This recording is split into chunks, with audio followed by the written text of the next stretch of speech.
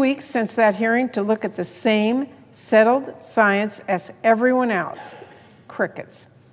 But he won't hesitate to quote the latest anti-vax conspiracy. He's totally up to speed on that front. Are my colleagues really buying this guy will take an impartial look at the science? If you think RFK Jr. will change who he is, you are lying to yourself. He has given no evidence to suggest that and all the evidence in the world to the contrary. Given his long and growing track record, we cannot just pretend if RFK Jr. finally gets power to undermine vaccines, a cause he has dedicated a considerable amount of time and effort to, that he'll just give up. That is not believable. And I know I've been talking a lot about vaccines because it is so obviously alarming. But the responsibility he would have goes far beyond that. So let's break some of this down.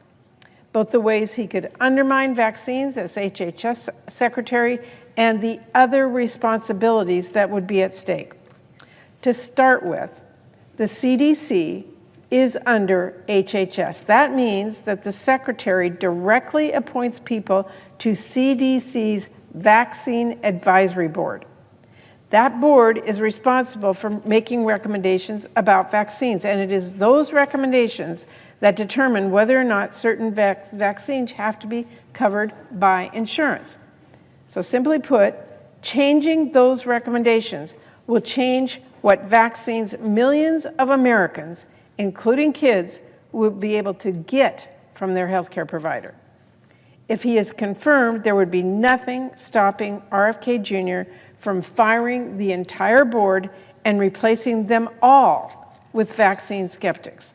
After all, he has said many times and in many ways, he thinks CDC is corrupt and bought by pharma, as usual, by the way, without any evidence. RFK Jr. would also oversee the Food and Drug Administration. That is another agency he has repeatedly tried to discredit and attack, where he says he plans to fire hundreds of scientists on day one, and an agency that plays the crucial role of making sure our drugs and our treatments, including vaccines, are safe and effective when we purchase them. Not only would Mr. Kennedy have a key perch from which he would undermine vaccines on a scale like never seen before, he could also use that platform to peddle quack treatments, no basis in science. RFK Jr. would also have jurisdiction over NIH. That alone means influence over billions of dollars in medical research, research that is responsible for a significant portion of our economy, and more importantly, research that patients are desperately hoping will help them find cures. But RFK Jr. could redirect those funds to promote his favorite pet conspiracies instead of promising cures. Or he could make good on his plan to fire hundreds of researchers and pause infectious disease research for 8 years. It should go without saying, viruses aren't going to take a break. And here's the thing, the attacks on medical research are now already happening under Trump. From his day one executive orders, President Trump has already been threatening medical research. Suddenly, all of our grants are at risk because they are looking at addressing barriers to care or understanding why Black and Native American women have higher maternal death rates. And now President Trump also is trying to illegally, arbitrarily, and suddenly change NIH guidelines to set an unrealistic low cap on indirect cost rates. That will mean researchers laid off, studies canceled, including life-saving clinical trials, and kids not able to get the treatment they need. All because President Trump and Elon Musk don't seem to understand how we actually fund important research and couldn't even be bothered to find out before taking an axe to our medical research labs. At a time when life-saving research like this is already under attack from President and the richest man in the world, no one who truly values medical research should vote to install one of the biggest attackers of medical science as the Secretary of Health and Human Services. Mr. President, insurance is another huge portfolio for HHS. Last time Trump was in office, we saw millions of people lose their health care coverage. The uninsured rate went up after years of hard-won progress. And we all know he still wants to rip up the Affordable Care Act, which will drive up costs and kick people off their coverage. There's no reason to think Mr. Kennedy will stand up to that effort. Indeed, there is no reason to think he has the experience and understanding of the system to actually do so. During his committee hearings, RFK Jr. confused Medicare and Medicaid. This is basic stuff. He failed to describe the components of Medicare. And yes, Mr. President, I do absolutely have to talk about abortion care. This is of grave importance right now. In his hearings, not only did RFK Jr. confess to having no real understanding of EMTALA, that is a law which requires patients have access to life-saving emergency care, including, in some cases, abortion care. He also showed that he will be totally open to Republicans' fact-free efforts to rip away access to medication abortion.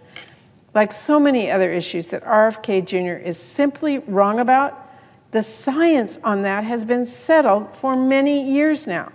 Mr. Kennedy made clear, though, he's very open to revisiting access to the abortion pill based on a Republican argument against the science that basically boils down to nah. Putting up barriers to accessing the abortion pill or ripping it off the market completely, as Republicans have made very clear they want to do, would be absolutely devastating.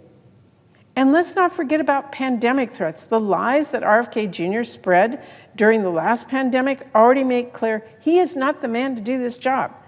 But if that weren't enough, when there was a pandemic threat response planning session for this new administration, he skipped it. He didn't go. It would be almost comical if this wasn't so serious. Mr. President, everywhere you look, everything about this nominee is so concerning. We cannot take this man at his word, something he has changed and gone back and forth on time and time again, but we can take him on his record, which is that he has consistently undermined vaccine confidence. And by the way, note, he profited from that. And we can take the threat of what he might do seriously, especially given the alarming things that are already happening. If RFK Jr. gives you his word of honor that he won't freeze research, guess what? We're already seeing the Trump administration totally upend medical research. Thanks to the Trump funding freeze, NIH hasn't issued any grants award in weeks. If RFK Jr. swears that he's not going to take down information about vaccines, he's not going to silence experts, well, don't look now. But the Trump administration has already taken down or changed CDC pages about vaccines. They have already silenced public health experts.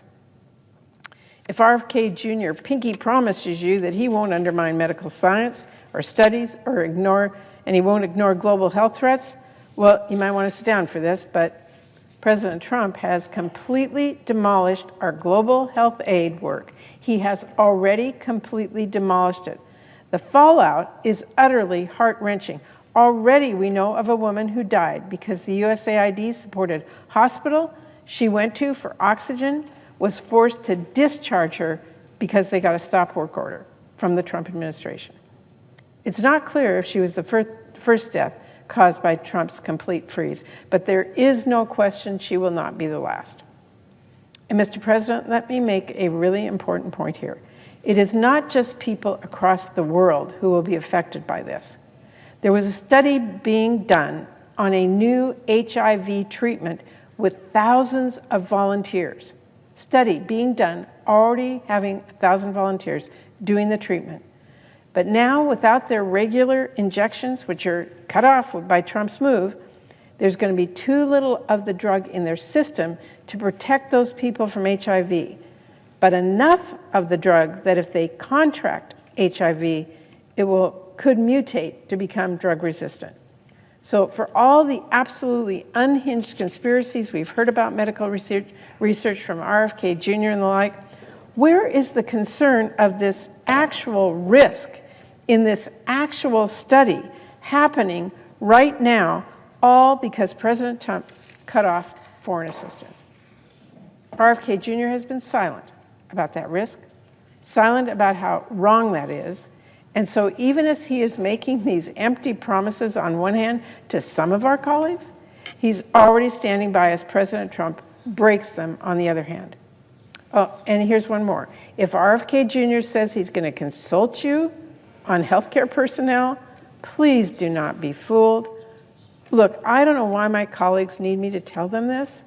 I like to think we have some pretty smart people around here.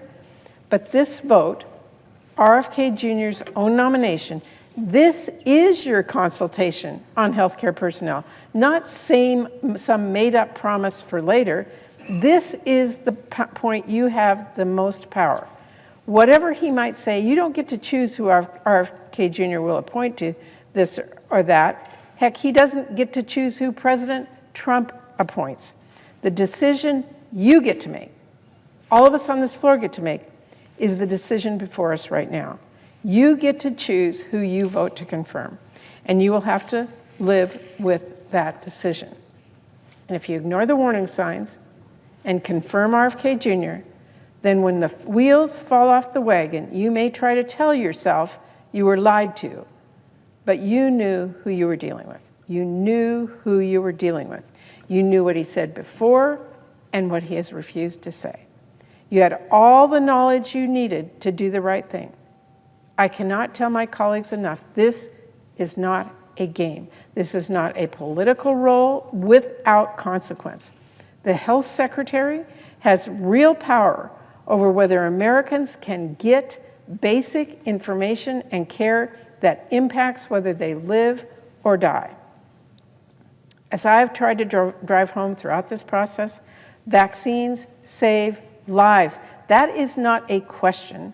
It is not a slogan. It is a fact. If when parents look to you, worried about their newborn, wanting to do what is best for their baby, and trusting your advice as a public health leader, if you cannot tell them the same truth that centuries of science and experience tells us, which is that vaccines are safe and effective and life-saving, then you have absolutely no business leading the Department of Health and Human Services, none.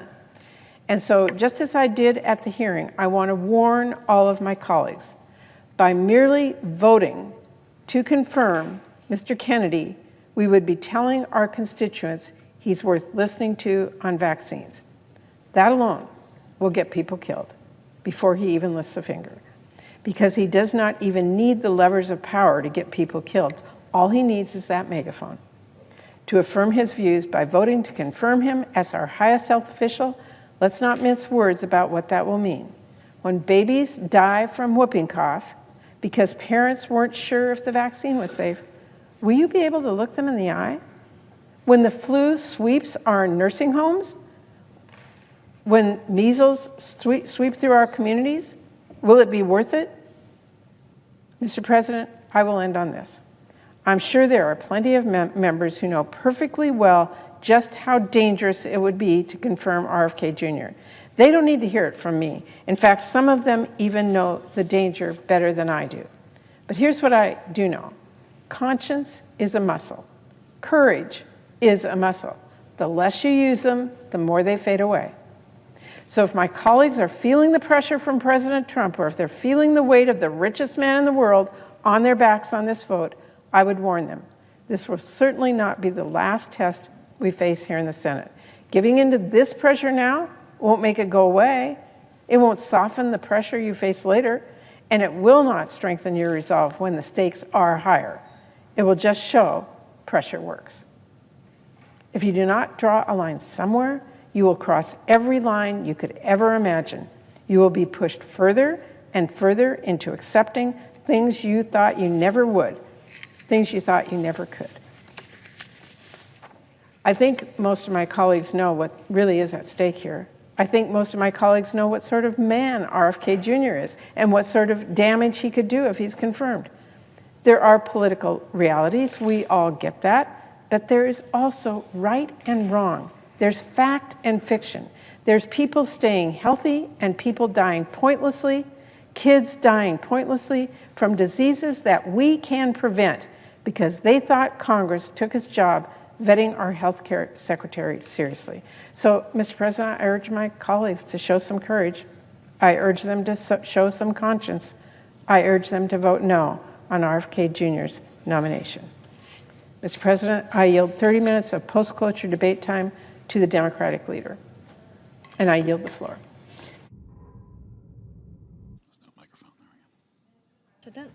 Senator from Tennessee. Thank you, Mr. President. I find it so interesting how people are watching so closely to see what this administration does. And I've been so pleased to see that the polling shows by an overwhelming amount 70% of the American people agree with how President Donald Trump is carrying out his job, getting things done for the American people, things that they voted to see done. And he is keeping those promises. Now, when we look at the issue of illegal immigration, we see that in his first weeks back in office, what he has done at the top of his to-do list has been to take action to secure this border. The numbers that we are seeing, how they have dropped with the number of encounters, with the number of gotaways. This is encouraging. The message is out there. The U.S. is going to protect and defend its sovereignty. We are going to protect and defend our people. That is important, and we are seeing it. Now, the president has taken some executive actions that have yielded results. By executive order, he restored the Remain in Mexico policy. He restarted the border wall construction, which, by the way, Mr. President, this is something the Border Patrol has told us not for just a few years, but for decades. We need a border wall.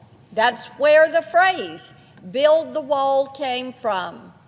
It came from people that are down there every day protecting this country from harm.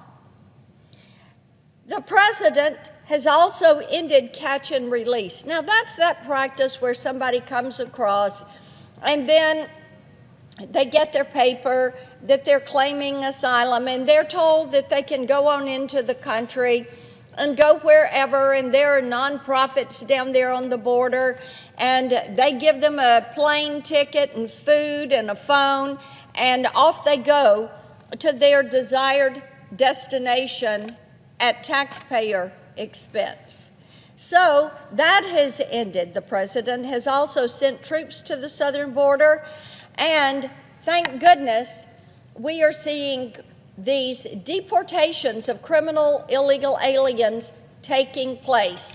Yesterday in Nashville, we had 8 that were apprehended in a human trafficking ring. 8. 2 of them were linked to Tren de Agua. They were Tren de Agua gang members. Now, these are all things that the president is doing to make this country safe. And we have security moms all across this country, and certainly across Tennessee, that are reaching out to us and saying, keep it going. Deport those that are criminally in this country. Let's carry this out. We're seeing such good results. In operations across the country, ICE, which is Immigration and Customs Enforcement, has arrested 11,000 criminal illegal aliens, including many violent offenders and gang members. Since Inauguration Day, migrant encounters at the southern border have reportedly dropped 87%. As I said, Mr. President, we are seeing results. We know that for years, Former President Biden allowed more than 10 million illegal aliens to enter the country, including tens of thousands of convicted criminals and more than 1.7 million known gotaways. And for 4 years, Tennesseans and Americans across the country have suffered the tragic consequences, including rampant migrant crime. Recently, our Tennessee District Attorneys General Conference released a report documenting the widespread migrant crime in our state during the final months of the Biden administration. Now, the report confirms what we already know, that during the Biden years, every town was a border town, every state was a border state. So our Tennessee District Attorneys General took the last 3 months of 2024 and they said, let's look at what is happening in these last 3 months and see how this has escalated. Now, of course, we know that under Joe Biden, violent crime rose 43% his first year that he was in office. And what we saw from the District Attorney General's report, that there were in 3 months, now this is a 3-month number, there were 2,719 reports of illegal aliens being charged or convicted of 3,854 offenses in the state of Tennessee. Among them, the most common offense was driving under the influence. There were 654 arrests of those illegally in the country driving under the influence.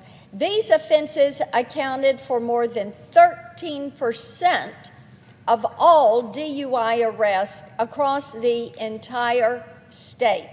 And this problem is a big reason why last year my Republican colleagues and I introduced the Protect Our Communities from DUIs Act. This bill would automatically deport any illegal alien who is charged with driving under the influence. Mr. President, as I have gone across our state, in each of our 95 counties, which I visit every year, into each of these counties, I have heard from law enforcement, from police chiefs, from sheriffs, that these DUIs are such an incredible problem, and the number that are committed by those illegally in the country. Now, over this same 3-month period, illegal aliens committed hundreds of violent, heinous crimes, 154 instances of domestic assault, 80 of aggravated assault, 21 convicted of child abuse, 9 of statutory rape, 8 of sexual exploitation of a minor, 7 of vehicular homicide, 4 of murder, 3 of rape of a child, and the list goes on and on. As I said, over 2,700 illegally in the country that were convicted of more than 3,800 crimes. Disturbingly, these numbers are likely an undercount. Only 73 of Tennessee's 95 counties reported data to the District Attorneys General Conference. Under Biden, national data showed that illegal aliens were pouring in from countries all over the world, and the Tennessee Migrant Crime Report also reflects this. There were 92 unique countries of origin, from Mexico and Guatemala, Jamaica, Romania. Here's the bottom line. Because of Joe Biden's open border policy that was supported by far too many of my Democratic colleagues, thousands of crimes were committed by thousands of criminal illegal aliens in the state of Tennessee over just a 3-month span. And this, my colleagues, is just one state. This is my state. but we know this is happening in communities all across this country. More than anything, the report underscores the importance of President Trump's mass deportations, which are underway. There are many ways that Congress can support these efforts. My CLEAR Act, which I've talked about many times on the floor, would ensure state and local law enforcement officials have the tools to help the federal government deport criminal illegal aliens. This is crucial, especially when you've got far-left leaders like the Chicago mayor refusing to turn over criminal illegal aliens to federal custody. Now, General Bondi is suing these sanctuary cities for allowing criminal illegal aliens who have no right to be in our great nation to harm Americans. And thank goodness she is being tough on crime. I've also introduced the Preventing Violence Against Women by Illegal Aliens Act, which would allow the deportation of illegal aliens convicted of sexual offenses or domestic violence. Any illegal alien who commits these heinous crimes should be removed from the country immediately, and I encourage all of my colleagues on each side of the aisle, support this. And my Container Act would ensure that border states like Texas have the legal authority to place temporary barriers on federal land to help stop the flow of traffickers, drugs, and criminals coming across the border. There are thousands of criminal illegal aliens residing in Tennessee and across the country. We should be using every resource at our disposal to remove them from our country. In many ways, the bills that I've mentioned would help President Trump to get the job done. I yield the floor.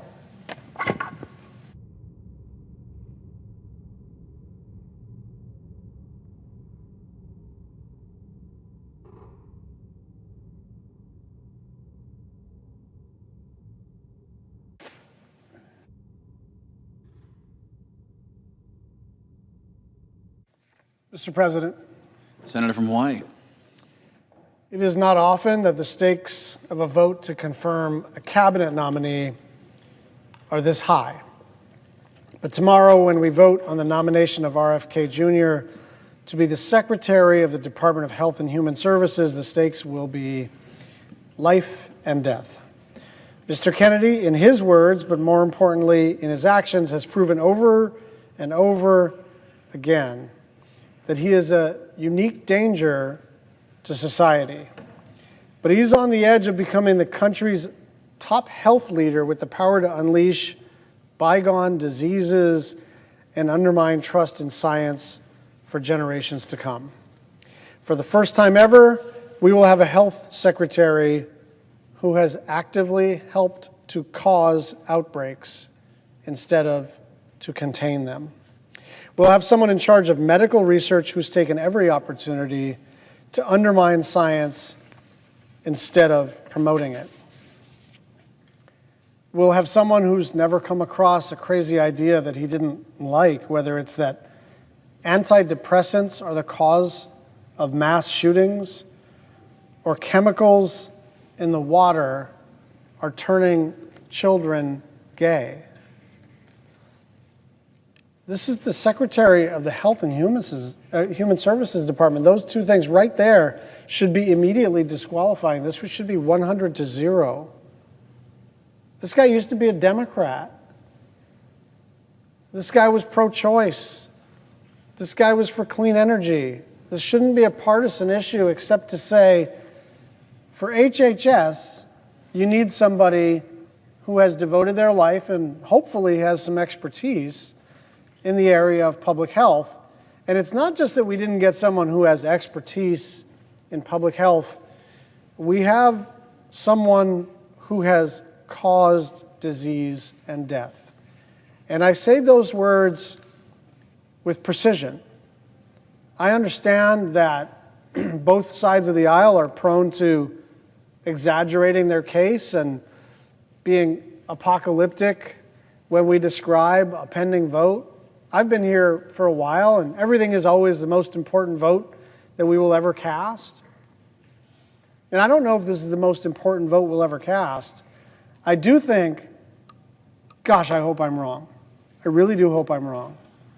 But I do think this is likely the cabinet secretary vote that is likely to age the most poorly, because this person has the potential to actually cause diseases like rubella, like mumps, like measles, like polio, that have been gone for many generations because we have a vaccine regime.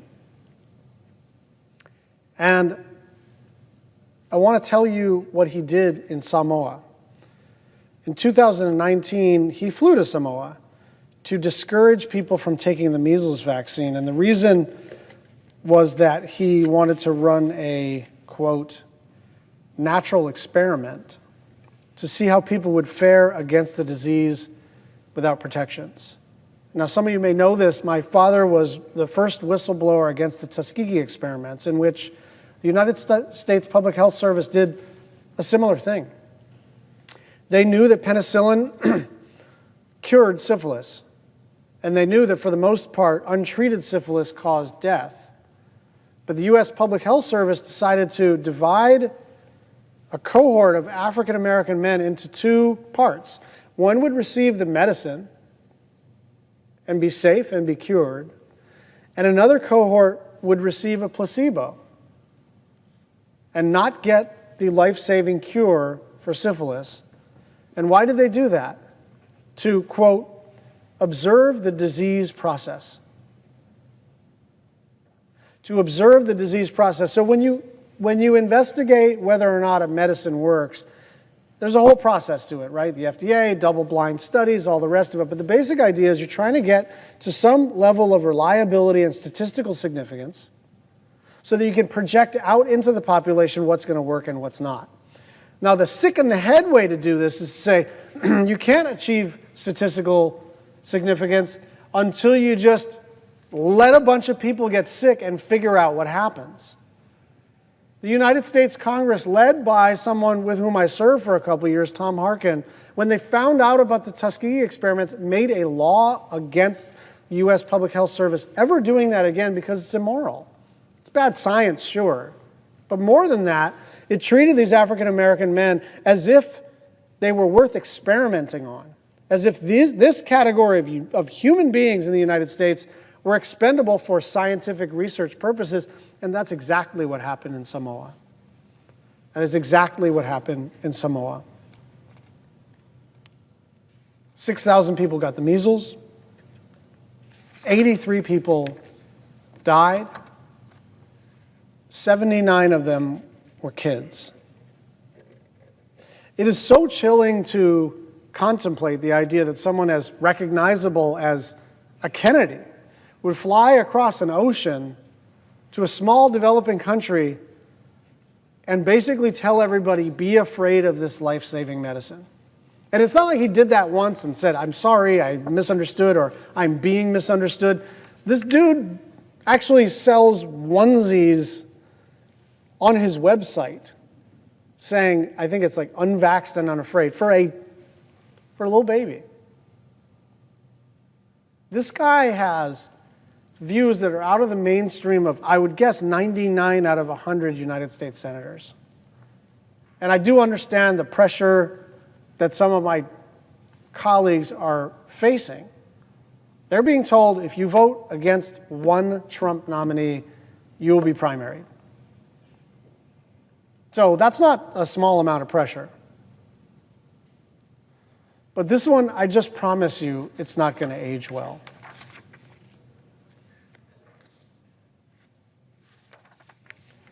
Some of my colleagues are expressing reservations in private. And I think that's better than not expressing any reservations at all. And some of them are getting private assurances from Mr. Kennedy that he does not, in fact, hate all vaccines. He just wants to answer questions and all the rest of it. I am not reassured. I think this person has demonstrated over a pretty long career that he says whatever is convenient in the moment, right? This is like an unreconstructed, he's Kennedy. He was running for president in the Democratic primary, and now he's a Trump guy like 10 months later. What does that mean? It means he's got no core values, right? Like there's just no way to go from over here to over here politically in such a short period of time, except that he was offered something, and he was offered this job. And why does he want this job? Because he's got a very specific view about public health. And I just want to make one other point. The problem of our food system, right?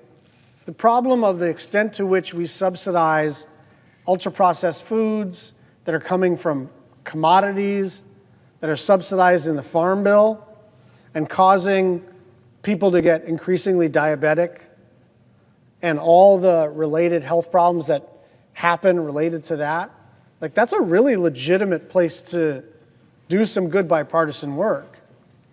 And I would love to do that. It's also not what the HHS secretary does. It's what the United States Department of Agriculture does for the most part. And it's what the Congress does. The problem is the Farm Bill.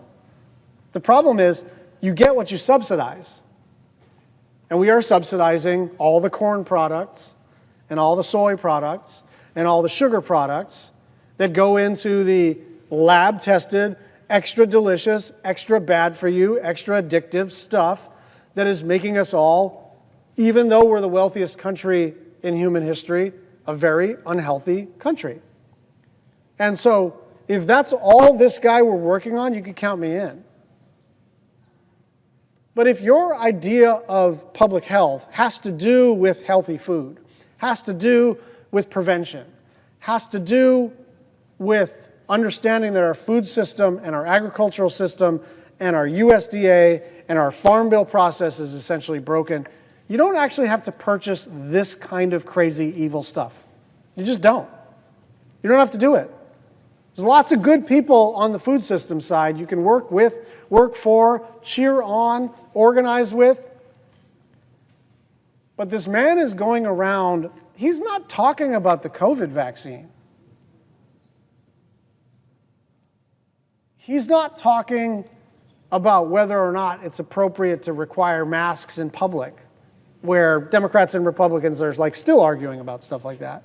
He's talking about stuff that, like, if you're a parent and now you don't know whether when your kid goes to school, they've reached herd immunity for stuff that is like way, way, way generations back in the rearview mirror. And so I don't know if this is going to mark one of the most important public health moments in American history, but I can't think of another time where we actually have the technology, we have the medicine, we have the science, we have the distribution system, we have the public infrastructure to keep people safe. And we just decide by a vote of 53 to 47 to make people unsafe. So, Secretary of Defense, DNI, all these are important. Treasury, every cabinet position is important. It's going to be a little more challenging to know whether your vote is vindicated in the sweep of history. I think this guy is going to age very poorly in the job because I think we are going to see bad public health outcomes very, very shortly. This really is a matter of life and death. And I understand what I have learned over the last 10 days is if Republicans are going to display courage, it's not going to be on the cabinet. There are a few that have voted, not with their party, but for the most part, like they're in line and Trump is going to get his cabinet. But let this be a marker for everybody. Let today be a marker for everybody. Even if you voted for Trump, if you didn't vote for Trump, if you're not a voter, it doesn't matter. If you think it's a good idea to leave all of these diseases in the rearview mirror, then this is a very, very bad person to have running the Department of Health and Human Services. I yield the floor.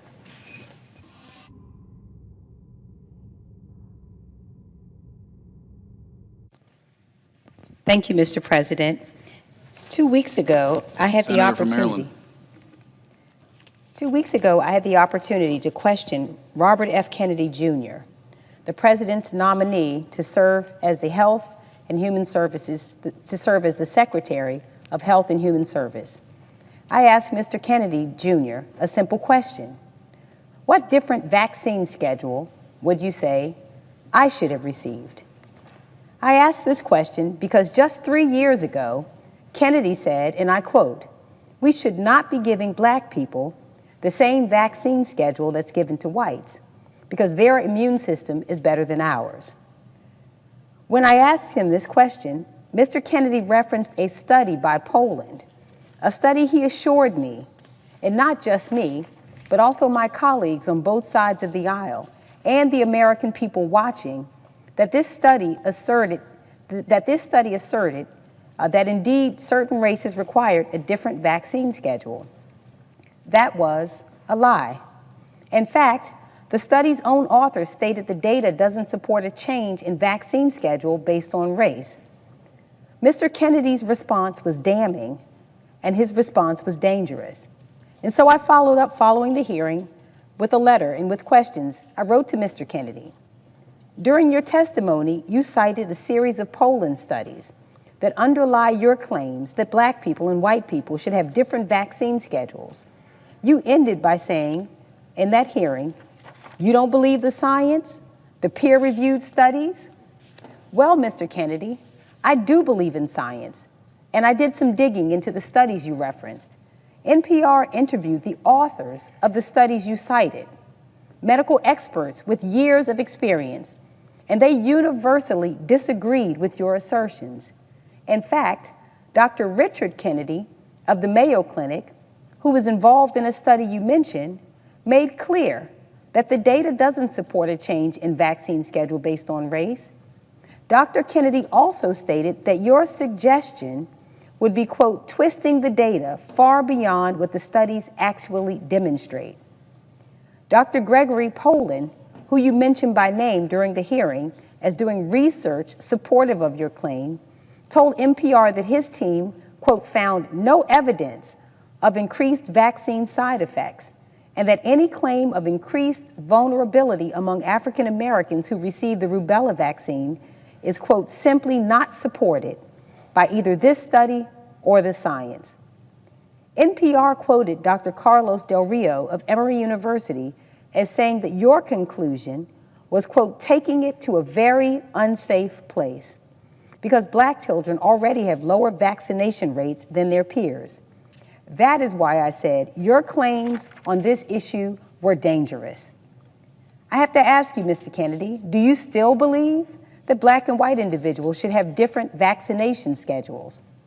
Now, you should think that the man who wants to serve as the Secretary of Health and Human Services, the man who wants to be tasked with the mission of HHS, which is improving the health, safety, and well-being of America, would provide a thoughtful and nuanced response. It was anything but. Because let's be clear, Mr. Kennedy is not a doctor, he is not a scientist. In fact, his only tangential connection to the world of health and science is decades-long activism questioning the efficacy and safety of vaccines. Maybe I shouldn't have been surprised at his curt and dismissive response. Mr. Kennedy wrote, "If confirmed, I will do nothing as HHS Secretary that makes it difficult or discourages people from taking the vaccines, but instead seek transparency in these products." Yet another lie. Mr. Kennedy's life story is one riddled with quackery and laden with conspiracy theories. I quote him when he said, "There's no vaccine that is safe and effective." I quote, "None of the childhood vaccines have ever been studied." He also said, I quote, "They get the shot, that night they have a fever of 103, they go to sleep, and 3 months later their brain is gone. This is a Holocaust, what this country is doing." I quote, "Autism comes from vaccines. The polio vaccine given to his generation caused cancer that," I quote, "that killed many, many, many, many more people than polio ever did. The COVID vaccine was, and he said, quote, the deadliest ever made. He also said, I quote, COVID-19 is targeted to attack Caucasians and Black people.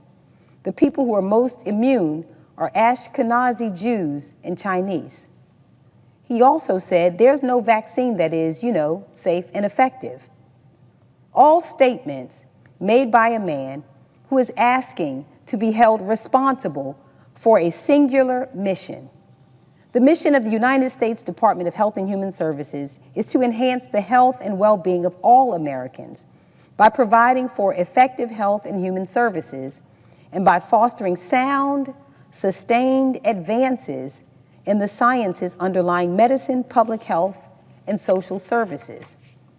It is a task of epic responsibility, a serious job that, when done well, can save hundreds of thousands of lives. A job that, when done poorly, will most certainly cost American lives. And let us not speak of Mr. Kennedy in a vacuum. We have now held the floor multiple times over the past week over a string of nominees that are dangerous to the American people. Not because, and I cannot stress this enough, we disagree with their politics or their worldview. We can have robust policy debate. We can have robust scientific debate. In fact, robust debate has the potential to move us forward as a country. Respectful debate is the hallmark of this body. It is a crucial component of free speech.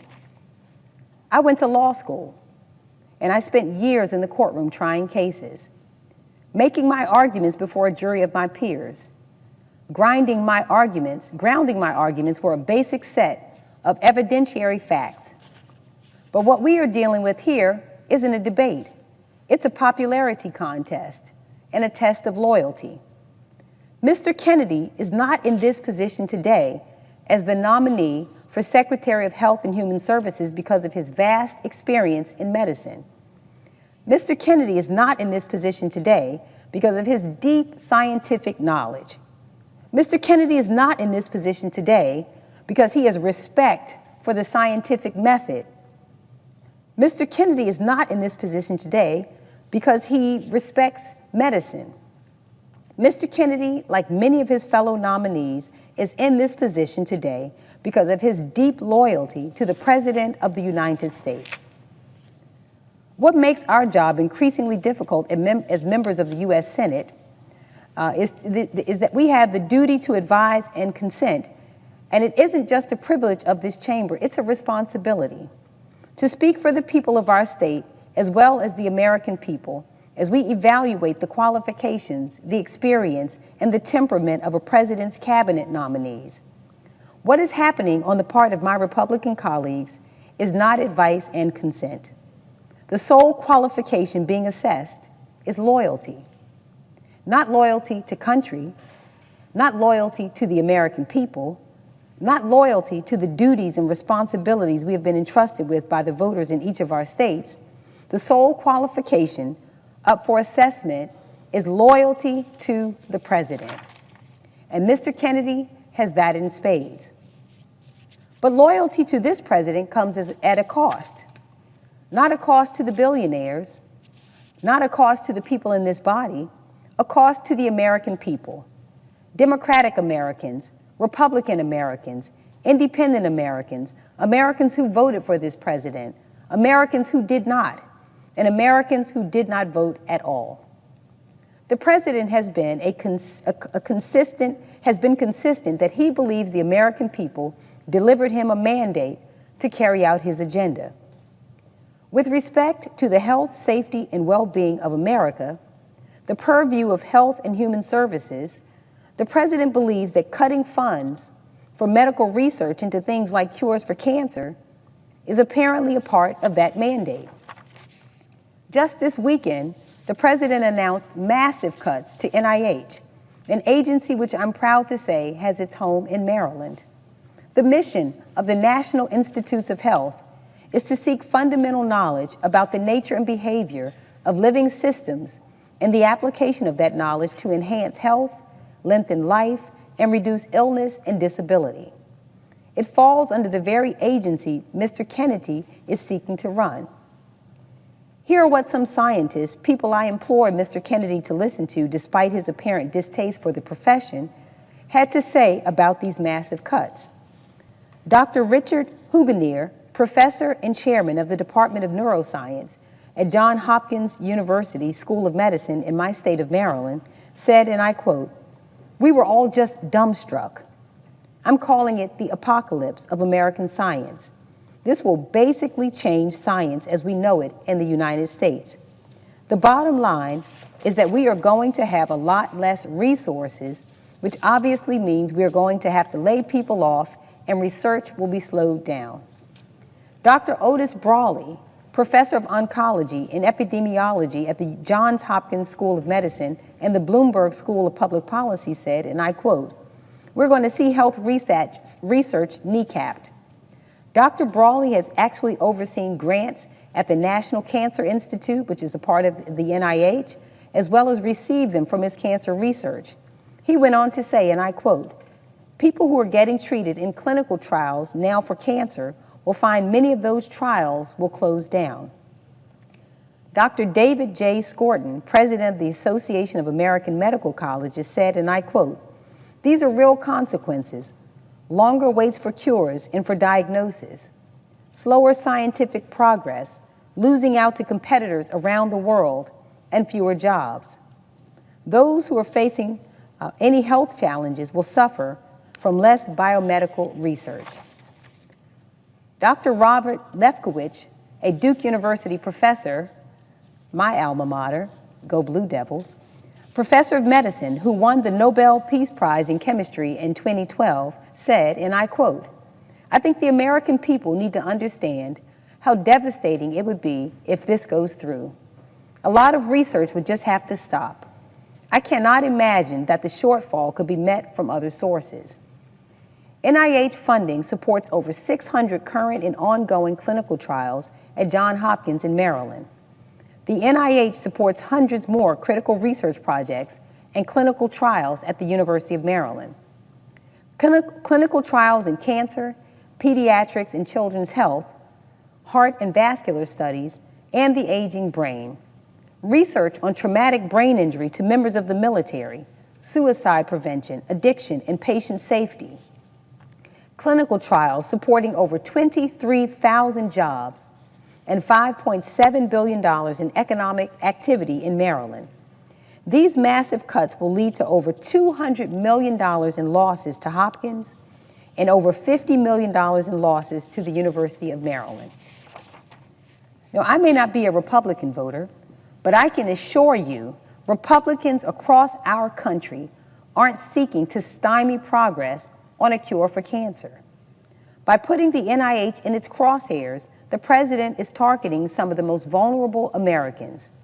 The young child suffering from sickle cell disease, the working mom who's also struggling to care for a parent with Alzheimer's, the family member suffering from an opioid addiction, the father dying of lung cancer, all diseases being actively researched by the NIH. Disease and suffering does not respect the boundary of partisan politics. It impacts each and every American family. And it falls in part to the Secretary of Health and Human Services to do everything in his power to get us closer to cures. Instead, I fear we have a nominee before us who is more interested in getting us closer to conspiracies. And with loyalty to the man in the White House, as opposed to the health and well-being of the American public, Mr. Kennedy is likely to follow his boss in supporting a tax on Medicaid. This administration and my Republican colleagues are seeking to upend federal Medicaid financing and are considering per capita caps and repealing Medicaid expansion funding. Let me make this simple. The Republican framework to cut Medicaid puts nearly 435,000 Marylanders at risk of losing coverage. It will lead to major gaps in health care coverage and undermine family economic security. It will put quality care out of reach for more families. And at the risk of sounding like a broken record, these are Democratic families. These are Republican families. That shouldn't matter to the president or the nominee for the Department of Health and Human Services. All that should matter is that these are proud American families. The administration's attacks on Medicaid would kick millions of people off their health coverage and force states to make deep cuts to benefits, eligibility, and reimbursement rates. My state can't afford these cuts. Maryland's families can't afford these cuts. 96% of eligible children in Maryland are supported by Medicaid and/or CHIP. Cuts would disproportionately hurt children with the lowest incomes and the highest health care needs. At a time when Americans are struggling under the weight of inflation, scraping to pay for food, gas, and housing, we cannot strip away or cut their health coverage. That's a cruel move that will certainly bankrupt many individuals and families. Many Americans are one catastrophe away from financial ruin. And if you take away their coverage and access to affordable care, it will be realized. Don't just take it from me. Marylanders have been calling and writing in, demanding that Congress do everything it can to fight against attacks to Medicaid. Jacqueline from Baltimore shared this with us. One day I was at work and passed out in the bathroom. Nick isn't back for another video. Had to be cut out of the restroom by the firemen. After being in a coma for 12 days, it was determined that I was diabetic. Having Medicaid saved my life. If I did not have Medicaid or any insurance, I would have been sent home and who knows what would have happened. Another constituent from Ellicott City shared this. My 22-year-old son has autism and a significant cognitive disability. He is a happy, affectionate person who loves being around people and being physically active. Due to behavioral challenges at home, he lives in a group home. This environment is one in which he can be safe and thrive. He also attends a program licensed by the state's Developmental Disability Administration Monday through Fridays, 9 to 3. This program provides meaningful day services. Both his group home and day program services are funded through DDA's Medicaid waiver. Given the cost of my son's services and the services of many other individuals with developmental disabilities, a limit on federal Medicaid dollars would no doubt force Maryland to reduce services. If my son was not able to continue living in his group home, he would have become homeless. Another impact of Medicaid cuts could be his health care, as he is fully reliant upon Medicaid for his health insurance. He will never be able to work enough hours to draw health insurance benefits due to his disability. Such an anecdote should stir all of us to action. It should stir the members of this body to take more seriously our duty to advise and consent, to push back against the nominee who sees his role as a loyal foot soldier to one American who sits in the White House and not the millions of Americans whose health and health care are on the line. Last week, I looked Mr. Kennedy in the eye and said I would not be supporting his nomination. I said that his views are so dangerous to our state and to our country that his voice would be a voice that parents would listen to. I honored my constitutional duty of advice and consent. On behalf of every single Marylander who's lost a loved one to disease, every single Marylander who works at NIH or is actively researching cures, every single Marylander who has been led astray by a snake oil salesman peddling quackery instead of science, I will be voting no on Mr. Kennedy for them. And to my colleagues on the other side of the aisle, I urge you to think long and hard about the phrase that you believe encapsulates your mandate, America first. If we are not putting the people of this country first, then we are most certainly not putting this country first. America first cannot exist if the people in this country are too sick to be strong. And when you have someone like Mr. Kennedy responsible for the health of our citizenry, I fear that it is where we are headed, dead last, literally and figuratively. I may not be able to stop this nominee from being confirmed, but I want every Marylander to know that I will never stop fighting for your health and for the health of your loved ones. Thank you, Mr. President. I yield the floor.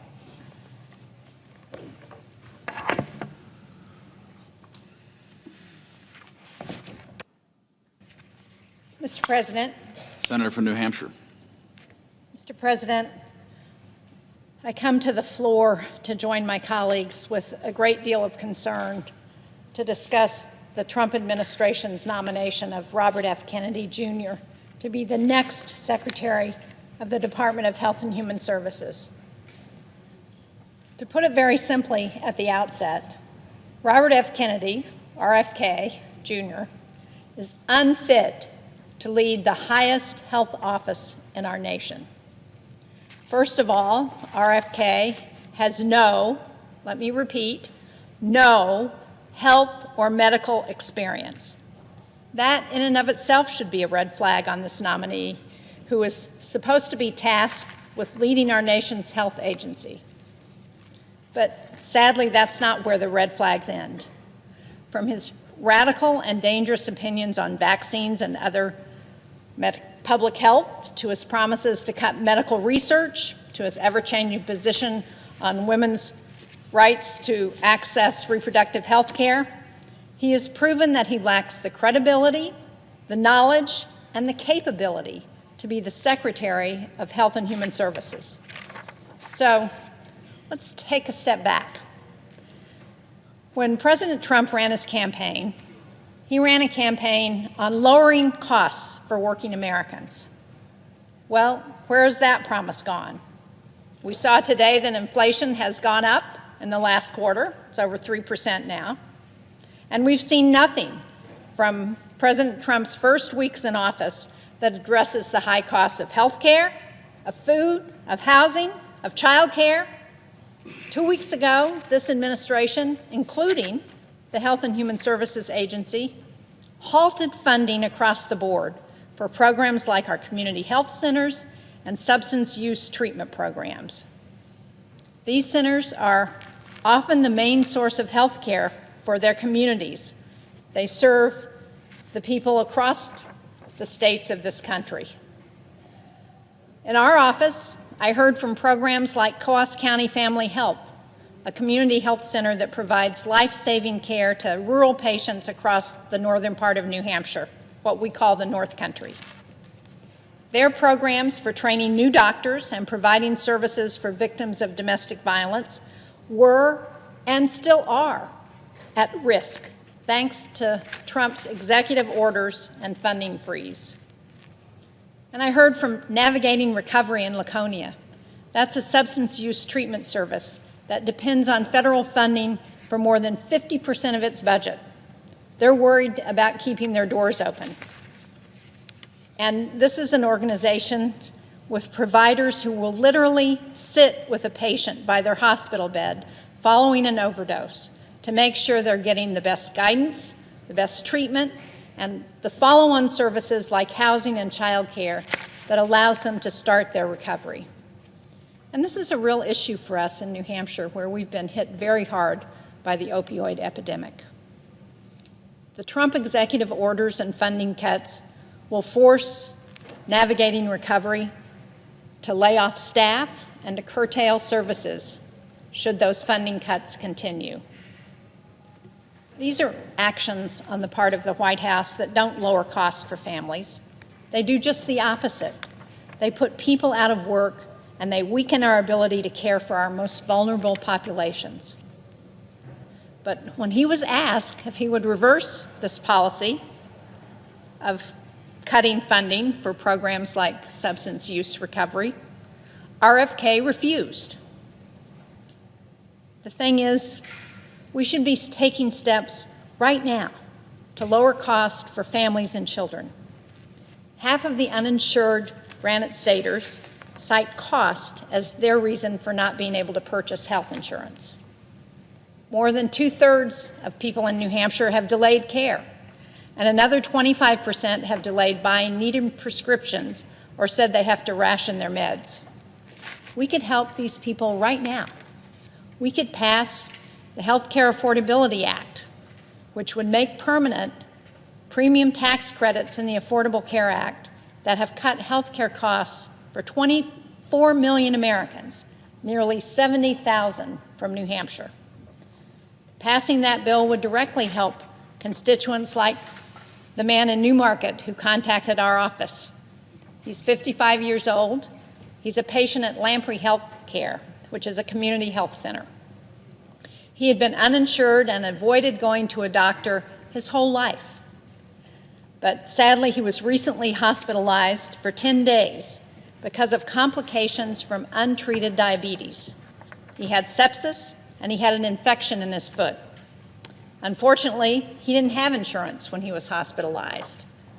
But luckily, Lamprey Healthcare sat with him, helped him purchase insurance on healthcare.gov, helped him avoid potentially devastating medical debt. These tax credits are vital to his and to millions of Americans' ability to afford health care. But again, when asked about these tax credits, RFK refused to say that he would support extending them. So much for any concern about lowering costs for families. Now, if this administration is not trying to lower costs, what are they doing to help the people they swore an oath to serve? Last Friday, our research institutions got a notification almost overnight that their funding through the National Institutes of Health would be gutted. This decision threatens our ability to find cures for diseases, to get ahead of public health crises, and to hire and retain talent. I think it was made rashly and irresponsibly without really understanding what the impact would be. Slashing those funds won't make research more efficient. Instead, it's going to cripple our ability to treat and cure horrific diseases. Dartmouth College, which is in Hanover, New Hampshire, is one of our preeminent research institutions in the country. Last year, Dartmouth received nearly $100 million in NIH funding to help with its cutting-edge research to treat diseases like diabetes, cystic fibrosis, and Alzheimer's. This NIH decision, this decision by the Trump administration, will cut Dartmouth's funding by $38 million. And we don't know what the future impact of that would be. Will we miss the next cure for a pediatric cancer? Will we fail to advance treatments in Alzheimer's? What we do know is that this has an immediate impact on the people living in the Upper Valley of New Hampshire. More than 1,300 employees are supported by federal grants at Dartmouth, and the vast majority of these are supported by the National Institutes of Health. The job loss, the economic impact that will result from this decision will be devastating. And sadly, once these jobs are gone and the researchers leave, there's no going back, because they're going someplace else. They're going overseas. But we unfortunately know that RFK supports this decision because he has publicly supported gutting NIH staff and research. And if Robert Kennedy is confirmed, I fear he will do nothing to push back or to reverse these reckless decisions. The Secretary of HHS also holds immense power over ensuring that women in our country have the ability to access reproductive health services, including abortion. Interestingly, I thought this was something that RFK and I agreed on, but now I'm not clear what he supports. He used to proudly say that he was pro-choice, but since being nominated, that belief seems to have disappeared overnight. The only thing I think he truly believes is in his desire to do whatever Trump wants, even if it means compromising his own values. Women in this country need to know that the Secretary of Health and Human Services will defend our rights to access all the health care we need. But at every turn, Republicans and the Trump administration have pushed forward dangerous policies intended to threaten access to full reproductive care. They put on the Supreme Court the justices who overturned Roe v. Wade. And at the state level, they have instituted draconian abortion bans that threaten the lives of mothers. Women are literally dying from a lack of care because of these bans on our health. This is 2025. How did we get here? I remember before Roe v. Wade. I remember when hundreds of thousands of women died from back alley abortions. And are we back to that point? Everyone knows that banning abortion and making women seek dangerous options does not stop abortions. It makes them more deadly. But with RFK at the helm, that's the grim reality we face. He's not someone I trust to defend a woman's right to access reproductive health care. He is not someone I want leading Health and Human Services. Now, one of the few issues that we have some actual insight into are his views on public health. His dangerous, radical, and wrong beliefs about vaccines are well documented. Every child that gets sick or dies from a disease that could be prevented by a vaccine is a tragedy. RFK will not only undermine public confidence in vaccines, he indicated that he intends to continue to profit from anti-vaccine lawsuits. It's shameful and it's corrupt. Now, we've also heard reports that the Trump administration plans to cut as much as 50% of Health and Human Services staff and decimate the work of the Centers for Disease Control and Prevention. The CDC is our first line of defense for public health. Most important, tracking and responding to outbreaks of diseases, not only domestically, but abroad as well.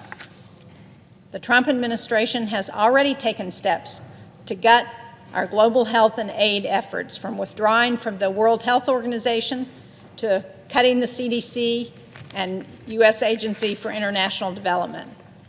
They argue that these efforts are wasteful and unnecessary. But just last Friday, we were notified in New Hampshire that we had only the third confirmed case ever in the U.S. of Clade 1 monkeypox, or Mpox. The case is travel-related, meaning the patient caught the disease abroad and brought it home. Sadly, these diseases don't just stop at countries' borders. They don't just happen overseas. They affect us here at home. The Trump administration's efforts to eliminate our public health infrastructure doesn't make America safer. It doesn't make America stronger, and it doesn't make America more prosperous. It does the exact opposite. And Robert F. Kennedy Jr. is complicit. He's complicit in these efforts, and he will only continue them should he be confirmed. America deserves a leader at HHS who values science, who protects public health, who defends women's rights to reproductive care, to the full range of reproductive care, and who upholds the integrity of our country's core health systems. RFK Jr. has shown time and again that he is not that leader. His dangerous rhetoric on vaccines, his reckless plans to gut critical agencies, and lack of understanding of basic health care make him uniquely unqualified to advance the well-being of all Americans. I urge my colleagues to reject his nomination for Secretary of Health and Human Services. I yield back. Thank you, Mr. President.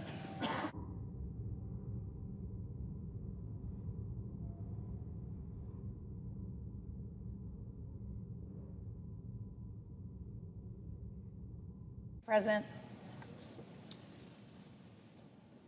The senator from New Hampshire. I yield 30 minutes of post-cloture debate time to the Democratic leader. The senator has that right.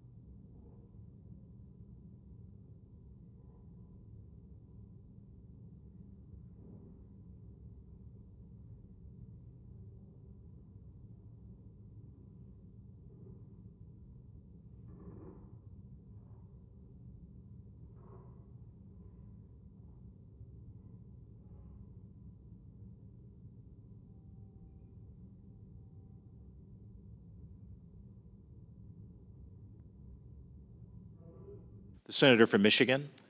Mr. President, I rise today in opposition to Robert F. Kennedy Jr.'s nomination to serve as Secretary of the Department of Health and Human Services, also known as HHS.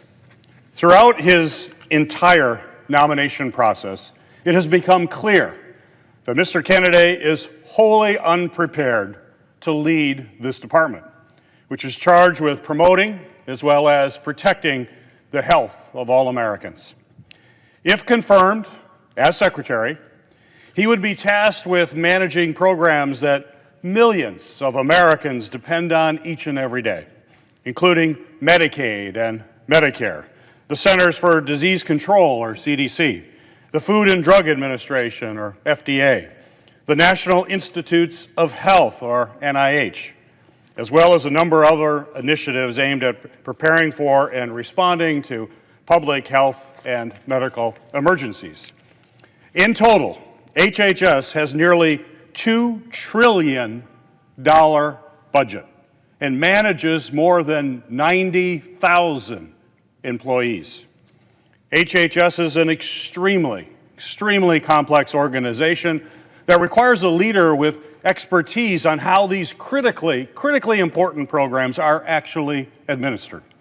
Yet, during his hearings before the Senate Finance and Health Committees, Mr. Kennedy showed his severe lack of knowledge and understanding about the most basic of federal health programs. Mr. Kennedy could not answer the most basic questions about how the Medicaid program works, or how it benefits more than 70 million Americans who depend on health insurance. At a time when Republicans are proposing drastic cuts to the Medicaid program to pay for their tax cuts to billionaires, we need a secretary who will not only knows how the program works, but will protect the access to health care services it provides for children and some of the most vulnerable people in our country. It's very clear Robert Kennedy Jr. is not that secretary. During his nomination process, Mr. Kennedy also made it clear he does not understand the differences between the various components of Medicare, a program that keeps our seniors cared for well into their golden years and often plays a key role in a person's decision about whether or not they can retire with dignity. Amid ongoing threats from Republicans to privatize Medicare, we need a secretary who will protect this program that generations of seniors have counted on to get care, and generations to come that are paying into that fund for their future. Mr. Kennedy's lack of experience and basic understanding of our nation's healthcare system is, to say the least, extremely alarming. We cannot confirm a nominee who doesn't even know the most basic answers about programs that he's actually in charge of administering. Since Mr. Kennedy was nominated to lead HHS, I've heard from thousands of my constituents from every corner of Michigan, from densely populated cities to some of the most rural areas in our state, who are deeply concerned about his plans for the department would impact families. For example, I've heard from countless folks about the rising cost of health care that is squeezing Michigan families' budgets. Health care prices are rising faster than inflation, making it even harder for people to get the care that they need. I've heard from a constituent who has operated a food pantry in her community for 13 years. She worries about what will happen to the people that she serves if they do not have access to the food security programs made possible by HHS. In her letter, she shared that most of her people in her pantry services are literally one ER visit or one car breakdown away from being able to feed themselves or their families. Public health initiatives are a lifeline for so many in Michigan as well as across our country. When our neighbors have access to basic health resources, it allows them to focus on improving their lives, whether that's gaining meaningful employment or getting an education. So we need an HHS secretary who is focused on improving access to Medicaid and expanding the premium tax credits for the Affordable Care Act that allows millions of Americans to access affordable health care. That clearly is not Robert Kennedy. He would not be that secretary. Instead, he believes that Americans would rather be privatized for-profit care. HHS is also in charge of providing mental health services and support to communities all across our country. Unfortunately, we have a mental health crisis impacting Americans today, with record high levels of mental illness and suicides, especially among our youth. I received a letter from a social worker in Michigan who helped students who were traumatized by the horrific shootings at Oxford High School in Michigan and at Michigan State University. She is worried that without proper mental health resources, Americans who have been impacted by senseless gun violence, whether at school, at their places of worship, at nightclubs, or at shopping malls, they will grieve and struggle alone. Unfortunately, Mr. Kennedy has only further stigmatized these important resources, even making comments during his confirmation hearing linking an increase in school shootings to an increased use of antidepressants. Mr. Kennedy's ideas would only worsen the mental health crisis that we're seeing today. Instead, we need a secretary who will invest in SAMHSA, the Substance Abuse and Mental Health Services Administration. We need a secretary who will ensure that everyone has access to the programs and health professionals needed to address this mental health crisis. Robert Kennedy Jr. is not that secretary. HHS oversees our nation's major medical research, helping to advance breakthroughs in science and development of new treatments for deadly diseases from childhood cancers to Alzheimer's. Research institutions across my home state of Michigan are conducting critically important research to improve health outcomes for Americans who suffer from these diseases. A Michigan scientist who specializes in CDC research contacted my office. They fear that if Mr. Kennedy is confirmed, it could impact their ability and the ability of thousands of researchers all across our country to conduct medical research that is literally saving lives. In a matter of weeks, we have already seen the Trump administration freeze funding and halt critical work at the National Institute of Health and its research partners across the country. We need a secretary who will fight to do this important research moving forward. Research to cure cancer, to treat deadly viruses, and to address cardiovascular disease. Mr. Kennedy is not that secretary. Advancing medical research is especially important today as we face increased cases of vaccine-preventable infectious diseases like measles. And despite this, Mr. Kennedy has time and time again sown doubt and promoted dangerous lies about the safety of vaccines. And my constituents are alarmed at what that will mean for their families.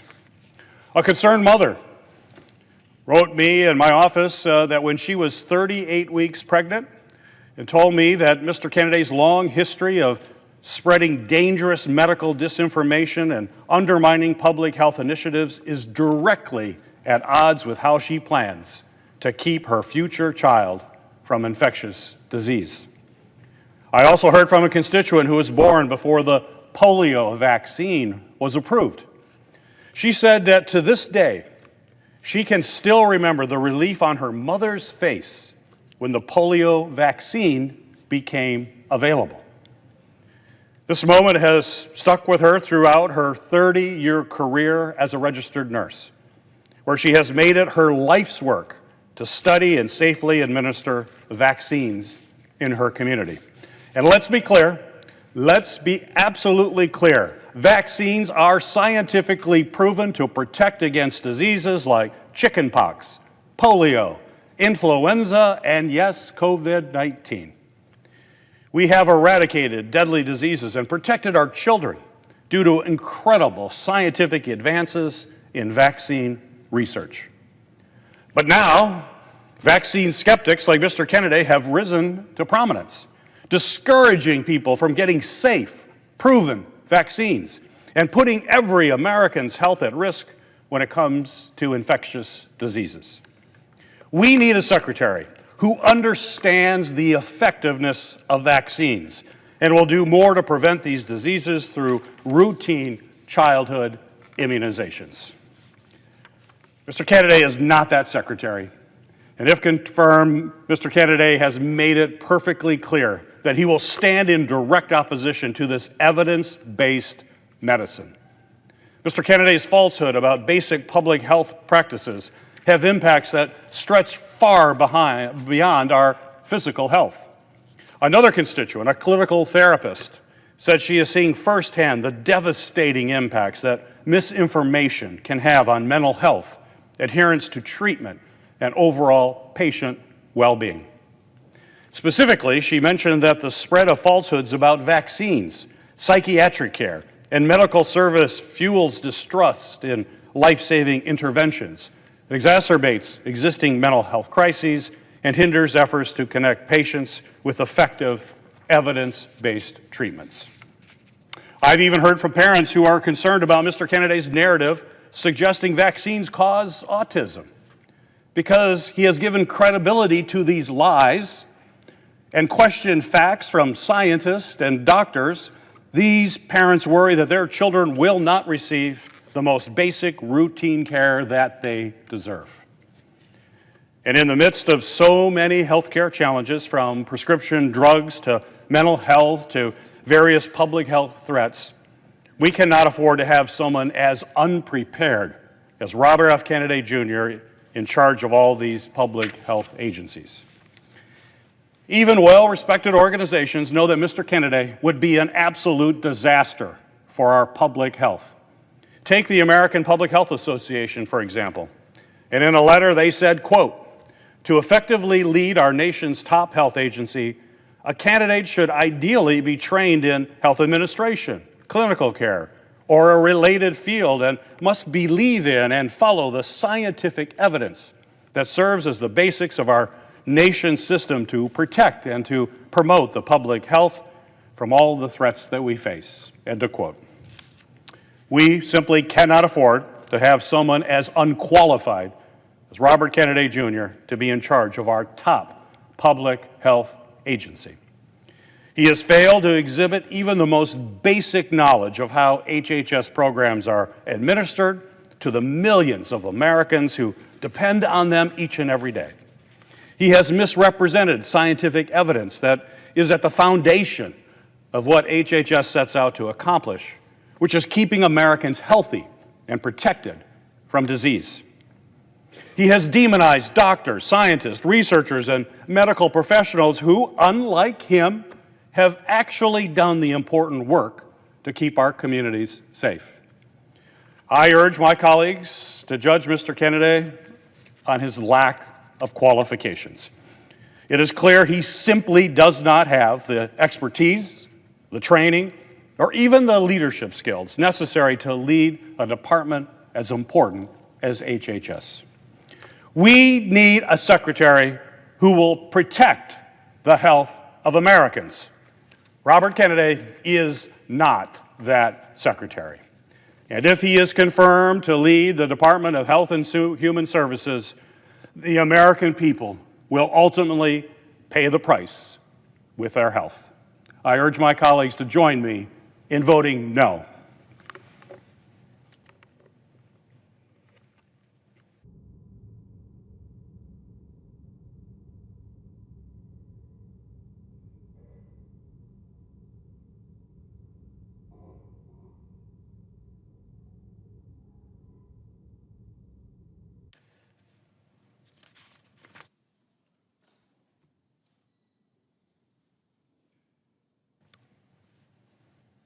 Mr. President.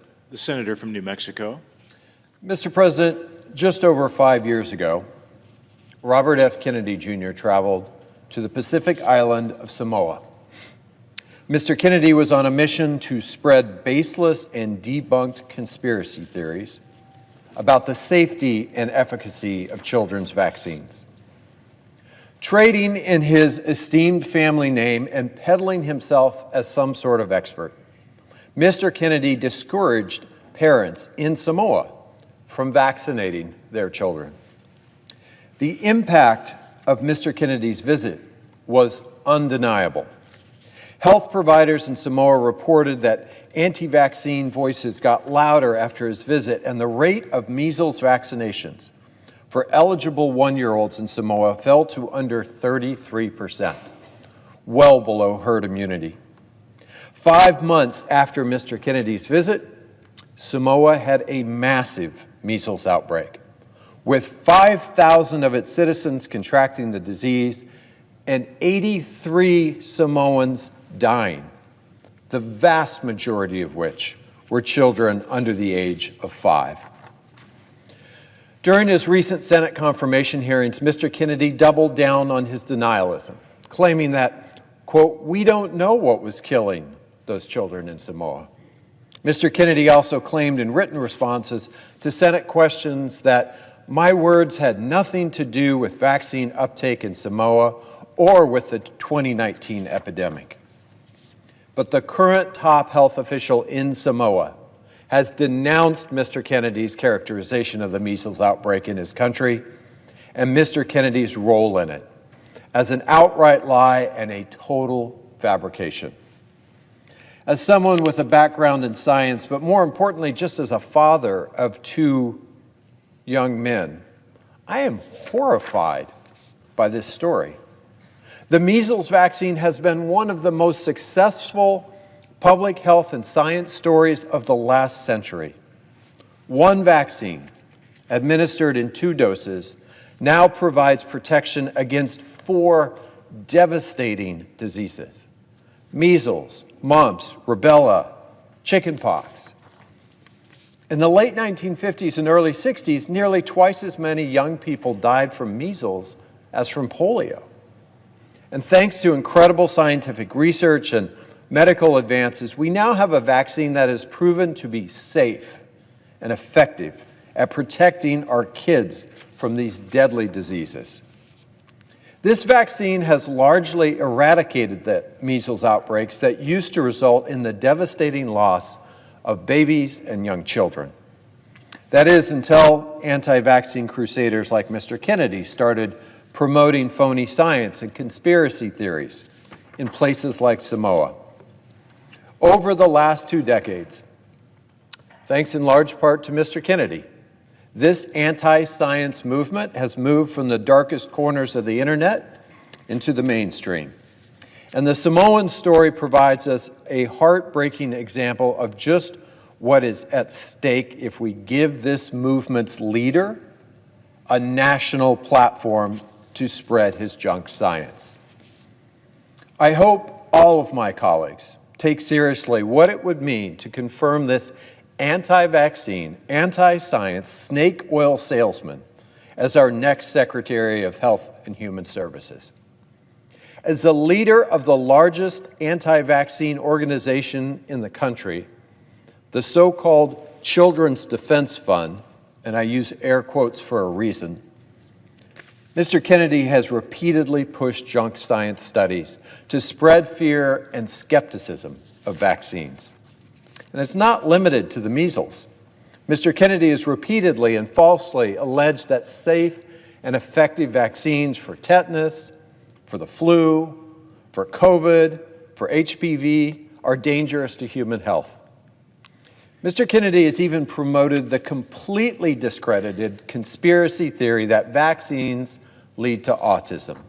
And I want to be real clear that decades of extensive peer-reviewed scientific studies have found no connection, zero connection between vaccines and autism. When he was pressed about this during his confirmation hearings, Mr. Kennedy continued to promote junk science studies rather than walk back his misinformation. In response to Mr. Kennedy's words in his confirmation hearing, Christopher Banks, the president and CEO of the Autism Society of America, said, "The autism community deserves leadership that prioritizes evidence-based policies and respects the lived experiences of autistic individuals and their families. The continued promotion of debunked vaccine theories only serves as a distraction from the critical research needed to better understand autism and provide support for the autism community today." I completely agree with Mr. Banks. Financial disclosures from his confirmation process have also revealed that Mr. Kennedy has made millions of dollars in referral fees from law firms suing vaccine manufacturers based on baseless conspiracy theories. If confirmed, his own personal financial interests could still be tied to these anti-vaccine lawsuits.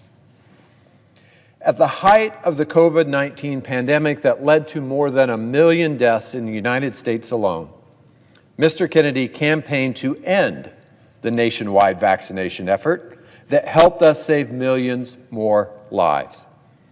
He continued his well-worn and again completely evidence-free message that no vaccine is safe and effective.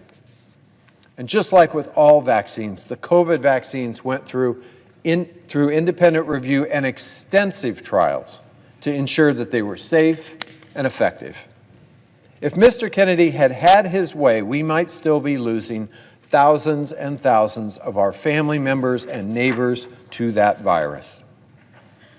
Mr. Kennedy has, again, without any sound evidence, also pushed conspiracy theories claiming that antidepressant medications cause mass shootings and chemicals in our water make children gay. And if those claims sound nuts, it's because they are. Mr. Kennedy has said that he is opposed to promoting prescription medications to treat chronic diseases, including anti-obesity medications like Ozempic that are currently used by millions of Americans. Mr. Kennedy has said that he would eliminate the entire nutrition department at the Food and Drug Administration, jeopardizing the safety of our nation's food supplies.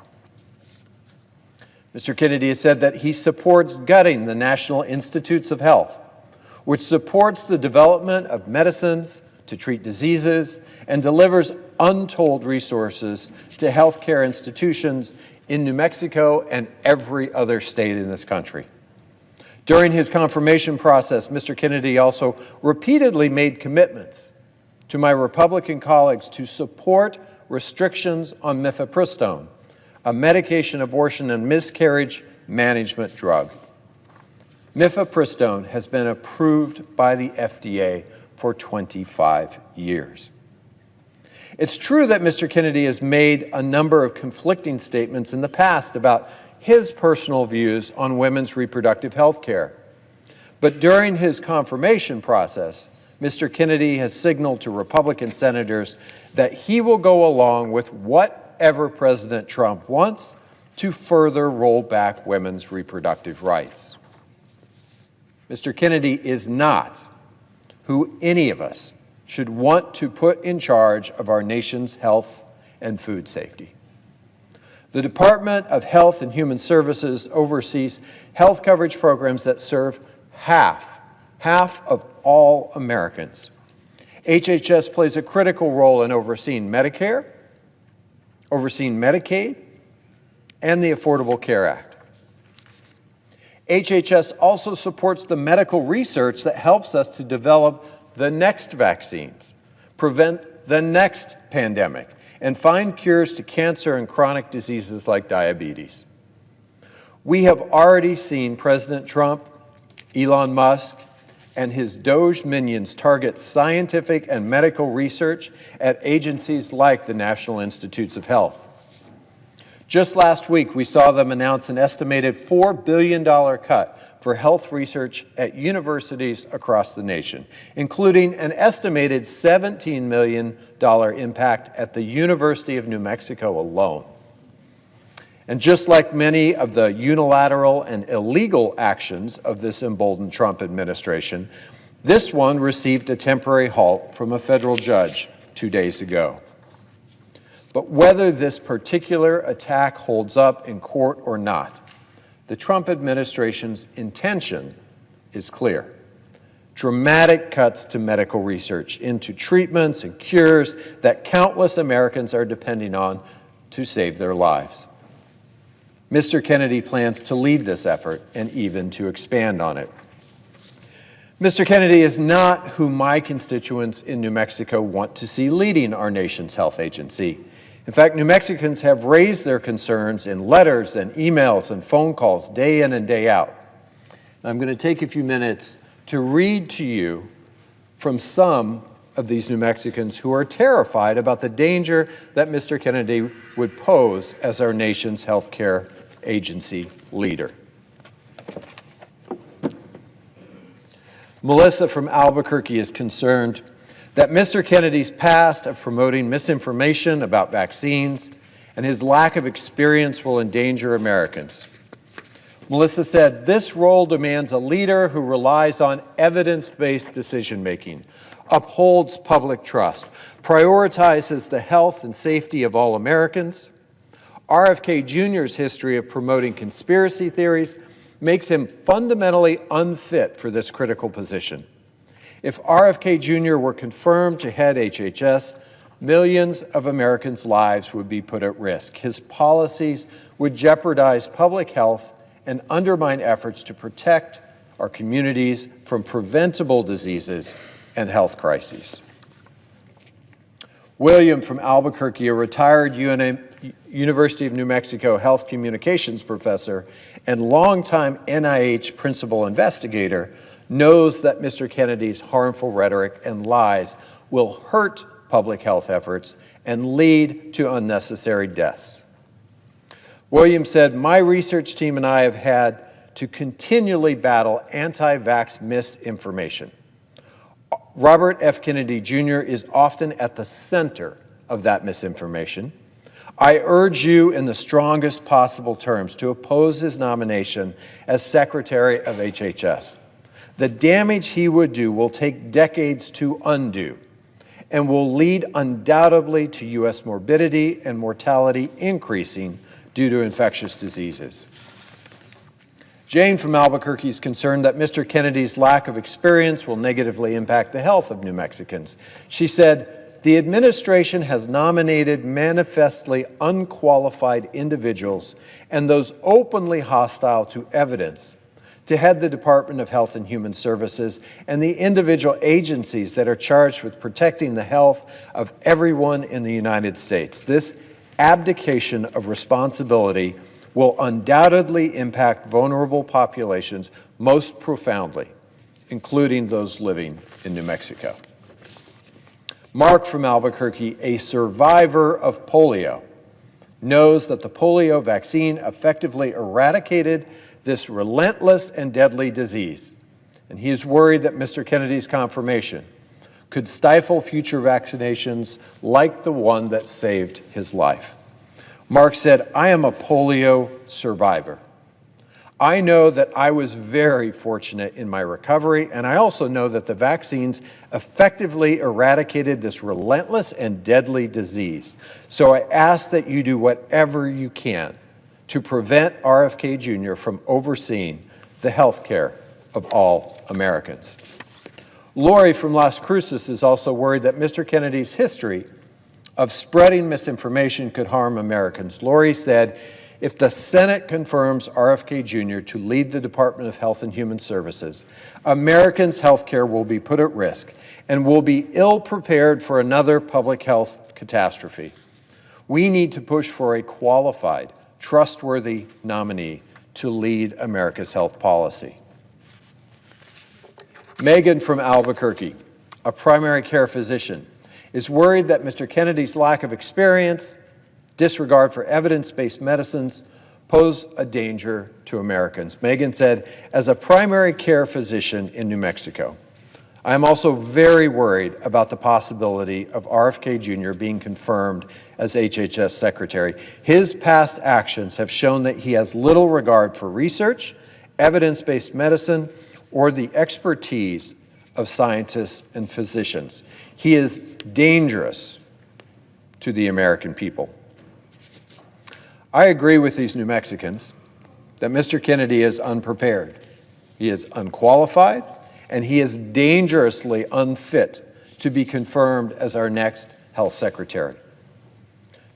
Unfit to protect our kids' health from debunked conspiracy theories, unfit to defend women's reproductive rights, unfit to safeguard the future of Medicare and Medicaid, and unfit to continue life-saving medical research and medical care in my state and across the country.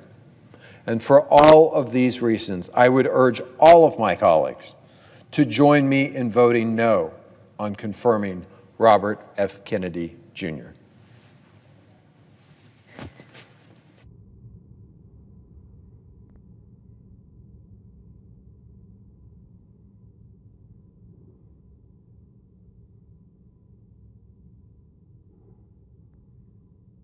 President. The senator from Arizona. Mr. President, I really care about science. I spent my career as an engineer, as a Navy pilot and a test pilot, and as an astronaut. 3 jobs where facts matter, where you make decisions based on science, not superstition. Because when you're launching off of an aircraft carrier or orbiting the Earth at 17,500 miles an hour, there's no room for conspiracy theories. You have to deal in reality. In my career, relying on science literally meant the difference between life and death. And the same is true for the person who is responsible for our nation's health. The Secretary of Health and Human Services is responsible for making sure that the best science guides our health care, from developing life-saving medicines to preventing deadly diseases. This job requires a commitment to science, facts, and to public health. But the nominee before us today, Robert F. Kennedy, Jr., has spent much of his career doing the exact opposite, rejecting science, spreading conspiracy theories, and putting public health at risk. That's not someone that I want in charge of keeping Arizonans healthy. And that would be his job, by the way, responding to disease outbreaks, approving new medicines and treatments, overseeing health care coverage for millions of Arizonans and millions more of Americans. So this isn't just some bureaucratic decision that we're about to make. This is about whether the next HHS secretary will protect public health or undermine it with dangerous misinformation. Let's be clear about Mr. Kennedy's record. This is not someone who is simply asking questions about vaccines. Healthy skepticism is one thing, and I always told my space shuttle crew members to tell me when they thought I was wrong, to constantly question the way that we were doing things. We should be doing the same thing here in the Senate. But what Mr. Kennedy has engaged in goes far beyond that, far beyond. Even when presented with definitive science, he's doubled down on conspiracy theories. Because for him, that is what paid the bills. He was the chairman of the most well-funded anti-vaccine organization in the country. The group he led has spread false claims that vaccines cause autism, that vaccines cause cancer, and they cause autoimmune disease. This organization, they filed lawsuits to block children from getting vaccinated. And what happens when people believe that? We get outbreaks of disease that we thought was long gone in the rearview mirror. In America Samoa, he spread misinformation about vaccines during a measles outbreak that killed 83 people. Instead of helping families get life-saving care, Mr. Kennedy sowed fear and doubt. And then he had the audacity to question whether measles was really the cause of those 83 deaths. In Texas, right now today, there is a measles outbreak. It's in a county that has low vaccination rates. So far, all of the cases are in unvaccinated people. Now, we know exactly what causes these outbreaks. It's not science. It's misinformation. It's people like Mr. Kennedy telling parents that they can't trust their doctors. Mr. President, I'm thinking about this nomination, not as a senator, but as a father and a grandparent. I know how much Arizona families care about their kids' health. All they want to do is do what is right for their family and for their kids. And I know what it means to trust doctors, to trust medicine, to trust science.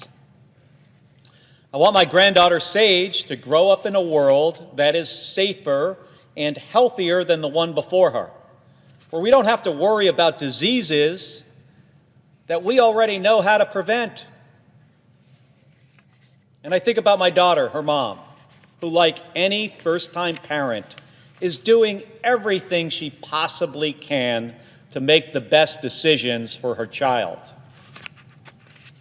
And that's already hard enough. The last thing parents need is one more loud voice, especially one in a position of authority, pushing conspiracy theories that make it harder to know what is true. It's bad for kids across Arizona and across the country.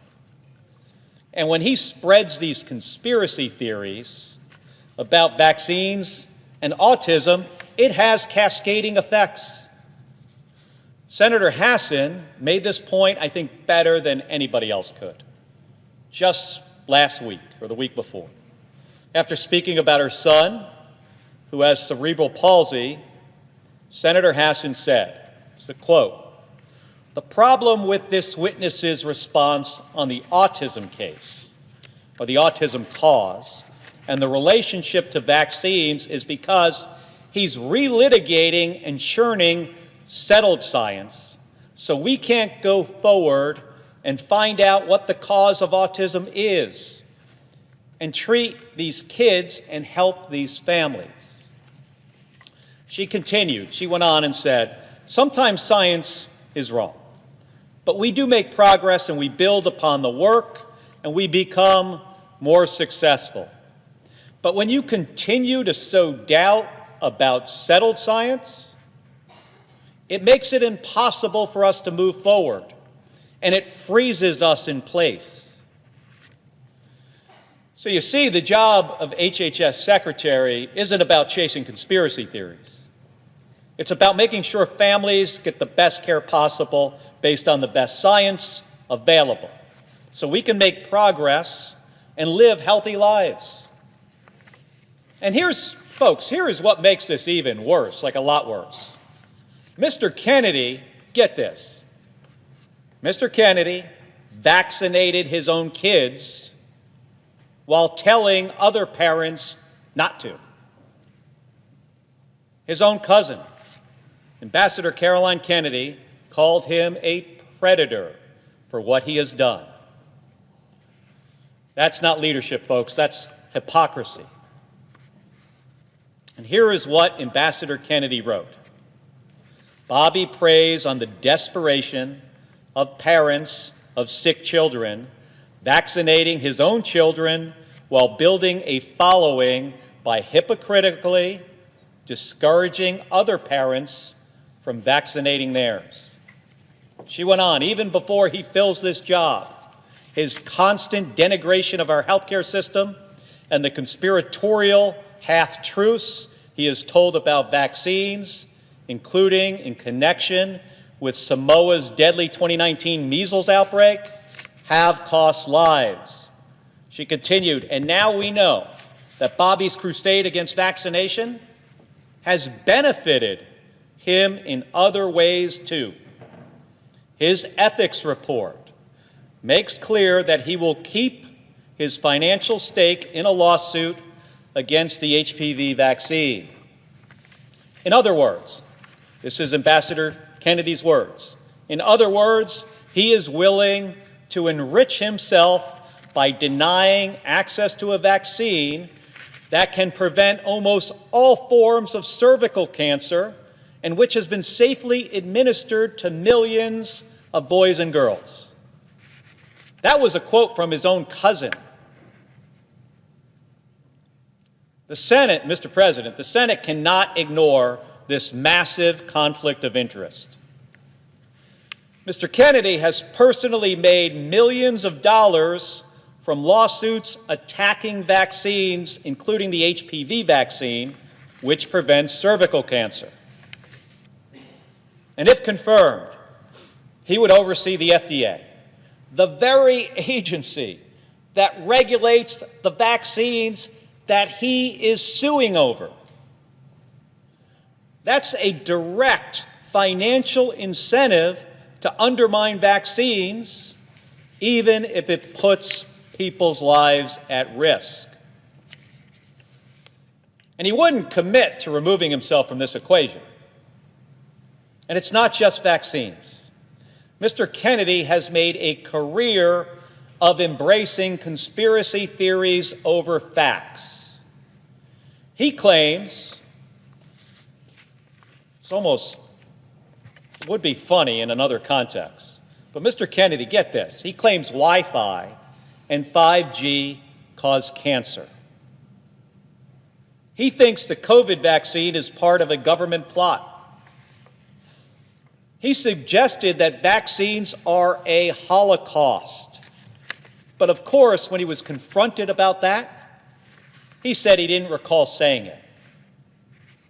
He believes that the people who are running our vaccine programs should be in jail. And when asked about 9/11, one of the most defining moments in our nation's history, he refused to say who was responsible. And his response?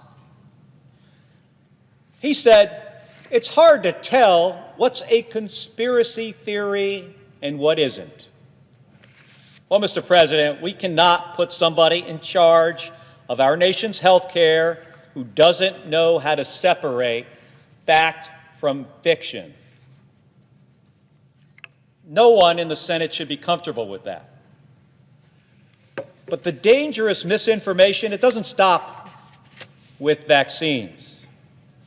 Mr. Kennedy claimed that antidepressants, not guns, are to blame for school shootings. Let's be clear, folks, there is zero evidence to support that. None. What we do know, and what the data tells us, is that every other developed country, they also have antidepressants. What they don't have is America's level of gun violence. The difference is not mental health treatment. It's easy access to guns for kids, for criminals, and dangerous people who shouldn't have them. Mr. President, my family and I have lived with the consequences of gun violence. My wife, Gabby Giffords, was nearly killed by a gunman when meeting with her constituents outside a grocery store in 2011. 6 people died, 12 were injured. You won't find anyone at that grocery store who believes that an excess of mental health treatment was responsible for that tragedy. Not one.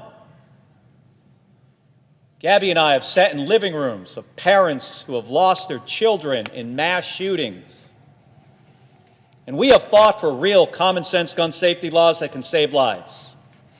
Just like Senator Hassan, I will not stand here and let conspiracy theories distract from real solutions. And this is the core of the problem. Mr. Kennedy treats health care like it's a conspiracy theory. Mr. Kennedy is not the person who should be running the Department of Health and Human Services. It's very clear. Now, if Mr. Kennedy was simply a private citizen saying these things, that would be one thing. It would still be a problem, by the way. But this is someone who wants to be in charge of all of our health care. And if his dangerous views weren't enough, he doesn't even understand the weight of the job he is applying for. In his confirmation hearing, he didn't know the difference between Medicare and Medicaid. He didn't understand the different parts of Medicare and what they provide for seniors. He didn't know what a community health center was. He couldn't articulate a basic managing plan for HHS's $2 trillion budget.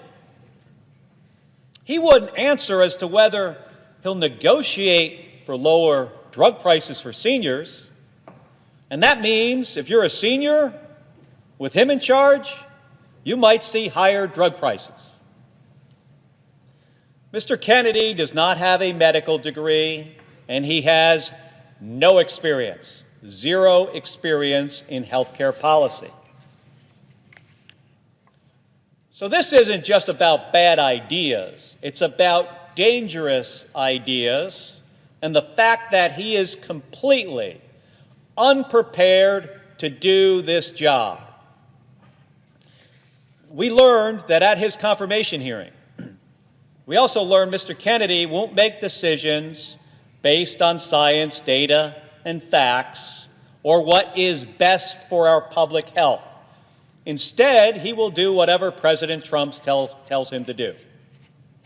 Over and over again, when asked about his policies, he didn't give answers based on what he believes is right. He said, quote, "President Trump has not told me what his policy is." On reproductive health, quote, "Trump has told me to look into it, but I don't know what his policy is." This is a nominee who traffics in conspiracies, who doesn't know much about the agency he's nominated to lead, and who has said he'll just do whatever he's told. Which, considering what we heard all along, that President Trump, he has a concept of a health care plan, not a real plan. But we still don't know what that is. I mean, now that to me feels like a big problem. Mr. President, we need an HHS secretary who will lead with facts, not fear, who will lower the price of prescription drugs, or fight to do that, and fight to reduce health care costs, and not to go along with efforts to take health insurance away from kids and people with disabilities, who will build trust in our healthcare system, not undermine it. Mr. Kennedy has built a career out of rejecting science, spreading misinformation, and profiting off of fear. He has compared vaccine scientists to Nazis. He has refused to say if 9/11 was a conspiracy theory. And when it comes to leading this nation's healthcare system, he has no plan, no knowledge, and no independence. And he says he will do whatever President Trump tells him to do. So, my colleagues, we all have to ask ourselves, are we really willing to put the health of American families in his hands? Are we? Mr. President, I know my answer, and I urge everyone in this chamber to think very hard about theirs. And Mr. President, I yield 30 minutes of post-cloture debate time to the Democratic leader. The senator has that right. Mr. President. The senator from Illinois. Mr. President, you know, if you go back exactly 20 years ago today, I could tell you exactly where I was. I was a patient at Walter Reed Army Medical Center. I was staring at the beige-colored walls, and amidst the pain in every inch of my body, I was trying to muster the strength to sit up, or to take a step, or even just to breathe. I spent months and months and months in that hospital room, hooked up to machines, getting wheeled in and out of surgeries, learning how to live again in my new post-shoot-down world. But despite it all, looking back, I consider every one of those days in that hospital room lucky days. Because when the worst happened to me, when that RPG exploded in my lap in Iraq and I needed serious, sustained medical attention to survive the hour, the day, the year, I had health care I could rely on. The same cannot be said for countless Americans. Americans whose health care costs have already been too high and whose access to care is in even greater danger if this chamber is foolish enough to confirm Robert F. Kennedy Jr. as our next Secretary of HHS. Put simply, Mr. Kennedy cannot be trusted with the grave, grave responsibility that comes with this job. He cannot be trusted with our lives. He is focused on pushing his agenda regardless of the cost to middle-class Americans. And if this man is confirmed, more Americans will die preventable deaths because of his policies. Next month will mark the 5-year anniversary of when COVID shut down our nation. In this moment, it is dangerous, reckless, and heartless to everyone who lost a loved one in the pandemic to even consider nominating a guy who has stated that, quote, no vaccine is safe and effective. And if our Health and Human Services Secretary refuses to ensure children are protected against preventable yet deadly diseases like measles, RSV, whooping cough, or polio, it will be our kids, not Mr. Kennedy, who pay the price. I've gotten letter after letter from my constituents begging me to try to reason with my colleagues, to do whatever I can to prevent a man so ignorant of all things science and medicine from holding a position of such power over our children's next breath. One pediatrician in Illinois wrote to me, and I quote, I will always remember the 9-month-old infant with whooping cough who could not be saved despite every high-tech ventilator and medication we had available. Another said, I recall a father screaming and punching a hole in the wall when his 4-year-old son died of chicken pox. The stories, the letters, the avoidable tragedies go on and on. Imagine how much worse the heartbreak will become under a guy who acts like the term vaccine is a swear word. Look, the only reason that Kennedy is even up for confirmation is because he, like Elon Musk, decided to throw his dignity to the wind and bow down at Trump's altar. And because of that, he gets to be yet another rich guy with too few qualifications and too much power, somehow now charged with leading our government. Trump is running this country like the mob. Kiss his ring, pledge your unyielding loyalty, get made. It's just this time you get made into a cabinet secretary. Well, Kennedy has given Trump his fealty, so why would any of us ever think that he'd have the courage to stand up to Trump if the president issues an order that actively harms everyday Americans? How could any of us actually believe that Kennedy would fight back against Trump's worst instincts when Kennedy himself has proven time and again that he believes more in cacophony than science? Now, Americans are going to be the ones to suffer, because now, with Kennedy's confirmation, even programs as popular, effective, and vital as Medicaid will be in even greater danger. Republicans told us in Project 2025 that they would come for Medicaid. And this is the rare case when the GOP has actually kept its word, putting at risk roughly 80 million Americans who rely on Medicaid. Americans in red states and blue, in big cities and small towns, folks who may have never heard of RFK Jr., but who will certainly feel the effect when he rips away the health care their family so desperately needs. Medicaid is a lifeline for kids, for pregnant women, for people in nursing homes, for Americans with disabilities. But Republicans don't seem to care about any of that. It's obvious that Donald Trump has never stayed up late at night, hunched over the kitchen table with a calculator in one hand and a medical bill in the other, praying to figure out a way to afford his child's insulin. No, of course not. With every passing day, it becomes clearer and clearer that Republicans care more about tax breaks for the billionaires they pal around with on the golf course than prescriptions for the middle-class folks who actually work at Mar-a-Lago.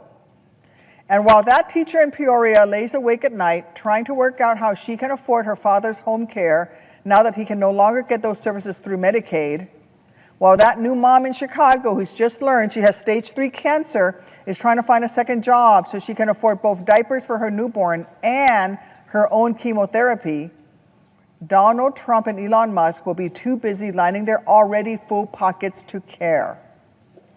To my colleagues on the other side of the aisle, I am sure many of you have faced health crises of your own. I'm sure many of you have had a parent who's been sick or a nephew who's been in a car crash, a spouse who's been in need of an emergency C-section, or a child who has relied on an autoimmune injector. Imagine if your loved ones hadn't cared they could rely on, imagine if your loved ones hadn't had care they could rely on in the moment. Then ask yourself how you can sleep soundly tonight if you vote to further the agenda of a couple rich guys who so clearly don't care about making America healthy. They only care about tipping it even more in favor of the wealthy. They're not bringing back the good old days of Reagan. They're just bringing back the days of dying from the measles. And they're certainly not making America great again. They're making America sick again. That's the Trump-Kennedy promise. I care about my constituents' ability to afford their prescription medications, their ability to get the vaccines that will keep them alive through the next pandemic, their ability to survive those worst-case scenario health moments without going broke in the process. So for all those reasons and 1,000 more, I will be voting no on Robert F. Kennedy Jr.'s nomination. If my Republican colleagues care about any one of those things too, then they will have no choice but to do the same. Thank you. Mr. President, I have received a number of messages from my constituents describing what access to Medicaid means to them and their families. I would like to close by asking unanimous consent that they be printed in the congressional record. And I yield 30 minutes of post-cloture debate time to the Democratic leader. The senator has that right.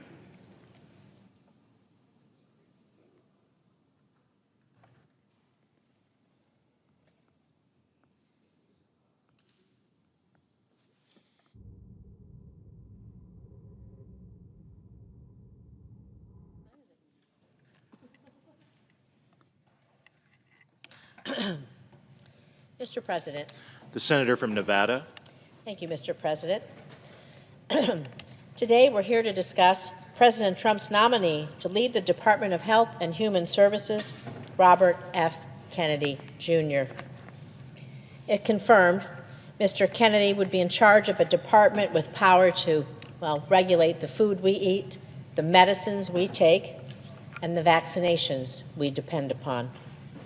He would oversee agencies that provide health care to almost 170 million Americans, including hundreds of thousands of Nevadans who are on Medicare, Medicaid, and the Children's Health Insurance Program. I'm here today to oppose Robert F. Kennedy Jr. as our next Secretary of Health and Human Services. Confirming him would have disastrous consequences for our public health, for our seniors who rely on Medicare, for our families who get their health care through Medicaid? Well, let's start out with his lack of qualifications. Well, Mr. Kennedy, he's never worked in health care or federal government. He's probably best known for his skepticism of vaccines and spreading dangerous conspiracies and outright lies. Mr. Kennedy's history of promoting anti-vaccine misinformation, it's well documented and deeply troubling. Vaccines have saved millions of lives throughout history, and they remain one of the most effective tools we have to protect public health. Yet, Mr. Kennedy has spent years promoting debunked claims linking vaccines to autism, cancer, allergies, and autoimmune diseases. He spread lies about vaccine safety, making people fearful and increasing rates of unvaccinated people, which put all of us at risk. He's previously stated, and I'm going to quote, that no vaccine is safe and effective, end quote. He said that the polio vaccine, I'm going to quote again, killed many more people than polio ever did, end quote. And Mr. Kennedy has called the COVID vaccine, again I'll quote, the deadliest vaccine ever made. This rhetoric isn't just reckless, it's dangerous. If Mr. Kennedy had been around during the first Trump administration, he would have undermined President Trump's Operation Warp Speed and efforts that helped us end the pandemic. And he doubled down during his confirmation hearing, even though he was asked multiple times. Mr. Kennedy refused to acknowledge that vaccines don't cause autism. He's also engaged in Holocaust distortion to push his dangerous views.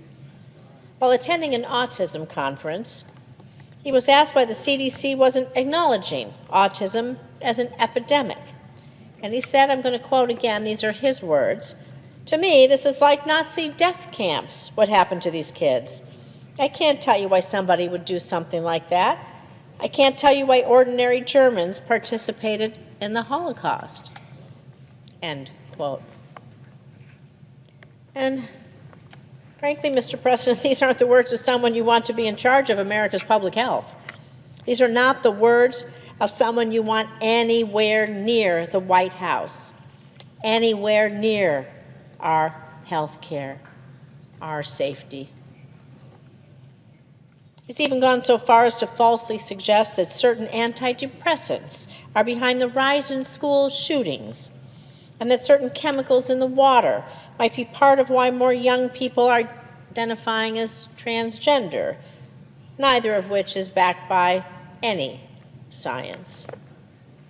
And we can't allow someone who spreads this kind of vitriol and dangerous misinformation to lead the Department of Health and Human Services. But his problematic views are just the start. During his confirmation hearing, Mr. Kennedy was also asked about his understanding of Medicare and Medicaid. Just asked if he knew about it. Well, he struggled, I mind you, to remember which program covered older and disabled Americans. Struggled to remember which program provided for low-income people. This is Medicare and Medicaid. That's something that's so brand new that even Robert F. Kennedy Jr. shouldn't know what it is. Because Medicare and Medicaid are not mere government programs. They are a lifeline for millions of Americans, including our seniors, our parents, our grandparents, people with disabilities, families in need, including half of all children and around 40% of all babies born in this country. Why would we trust someone with the future of Medicare and Medicaid when he doesn't even understand the basics of the system he would oversee? This makes no sense. And we can't overlook the broader impact of Mr. Kennedy and President Trump's proposals on medical research, safety, and innovation. We're already seeing devastating attempts to go after the National Institutes of Health, or NIH, the very institution that has pioneered life-saving research in areas like cancer, heart disease, and diabetes. And this is not just any research, this is life-saving research. We're talking about research and clinical trials. Well, in my home state at the University of Nevada, Las Vegas, and the University of Nevada, Reno, to better understand Alzheimer's disease and improve care for patients. We're talking about advancing breast cancer therapy at the University of Nevada, Reno, and clinical trials on treating and preventing cancers at the Southern Nevada Cancer Research Center. You know, I lost my mother to cancer. I lost my brother to leukemia. I think it's shameful that this administration, enabled by RFK Jr., would target research into these deadly diseases, which cost lives in my family. I don't want anyone to go through what I went through. I want other people's families, their parents, their siblings, their friends, to be able to live. And we know lives are saved every day because of investments in research and those clinical trials and what the NIH does. I want people to live because of the research. It matters. You know, Mr. Kennedy has also proposed radical changes to the Food and Drug Administration, the agency in charge of, well, the food we all eat and keeping it safe. And just like many of the other reforms proposed by Mr. Kennedy, his suggested changes to the FDA, well, they're based largely on the many conspiracy theories he peddles. These broad changes include clearing out entire departments like the Food and Nutrition Center, which is responsible for preventing foodborne illnesses and ensuring that chemicals in food, the food we all eat, every single one of us, all around this country, every day, from young to old and everywhere in between, that our food is safe. How does dismantling this keep any of us safe? How does it keep any of us healthy?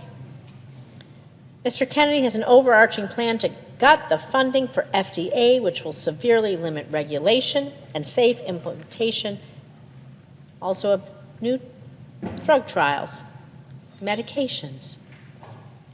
And this could lead to dangerous drugs flooding the market, putting countless lives at risk. You know, Mr. President, the role of the Health and Human Services Secretary, it is one of profound responsibility. And Robert F. Kennedy, Jr. has undermined the very foundations of our public health system. Mr. Kennedy's vision for the future of our healthcare system, well, he wants to undermine Medicare and Medicaid. He wants to slash cancer research funding. He wants to push dangerous public health conspiracies. These are visions and these are things I cannot support. No one should support. We all want a healthier future for America, one that both prevents diseases and where we can think about curing diseases, where we can do preventative medicine, curative medicine, where we can have that hope for folks whose mother gets lung cancer in the future, that she might live, or leukemia in the future, that their brother might live. Mine didn't, but I hope that they didn't die in vain, because research goes on and will help others. And I want us to be able to cure diseases for the ones that we love. And so that is why I cannot in good conscience support Mr. Kennedy's nomination, and I urge my colleagues to do the same. The stakes couldn't be higher. Our very lives, the lives of our loved ones, they may just depend on it. Thank you. Yes. Post-cloture debate time to the senior senator of Oregon.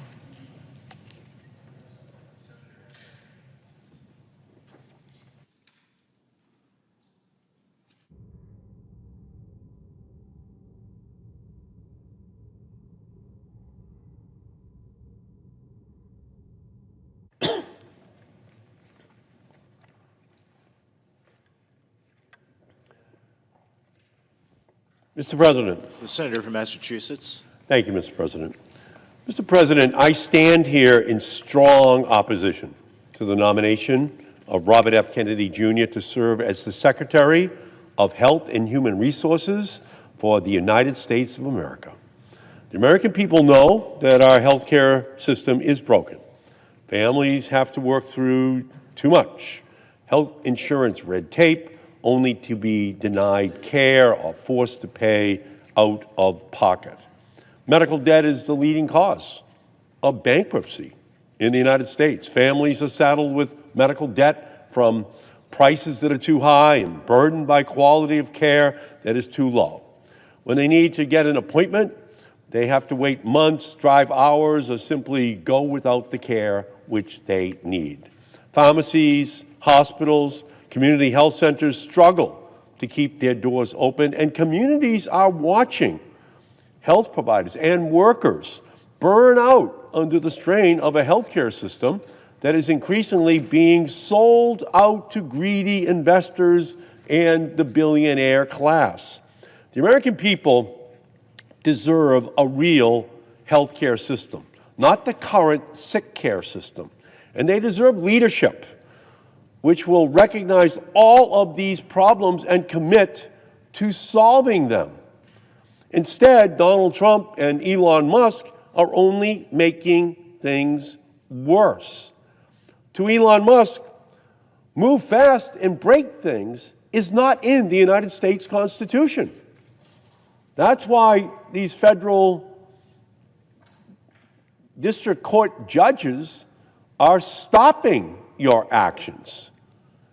In Trump's first 3 weeks in office, he has taken illegal and unconstitutional action that disrupted life-saving health research, sent Musk and his Doge acolytes to make cuts in Medicare and Medicaid, cut off federal funding for community health centers, used discriminatory fear-mongering to threaten federal funding for hospitals and health providers just trying to provide care for their patients. Every chaotic decision, every cut, every illegal action are all to make it easier for this administration to work alongside congressional Republicans to slash and burn our core health care programs. They're not doing this to make things better for everyday Americans. It's Robin Hood in reverse. They are working to take from those who need it the most just to give billions more in handouts for defense contractors and their billionaire donors. They want hundreds of billions of dollars in tax breaks for billionaires. They want to increase defense spending by $150 billion, more nuclear weapons, more. But then it turns and says, where are we going to get the money? And they say, oh, we're going to Medicaid. We're going to the Affordable Care Act. We're going to community health centers. We're going to go to the programs that actually do protect people. More nuclear weapons aren't going to protect people.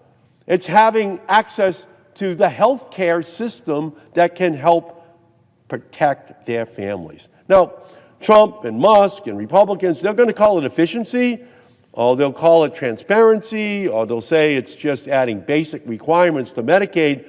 This is all code, the code for cuts. Efficiency, transparency, or just be honest about it, Elon. Just be honest about it, President Trump. Cuts to programs. They keep saying there's all kinds of waste in the system. Well, point it out to us. We'll cut it out for you.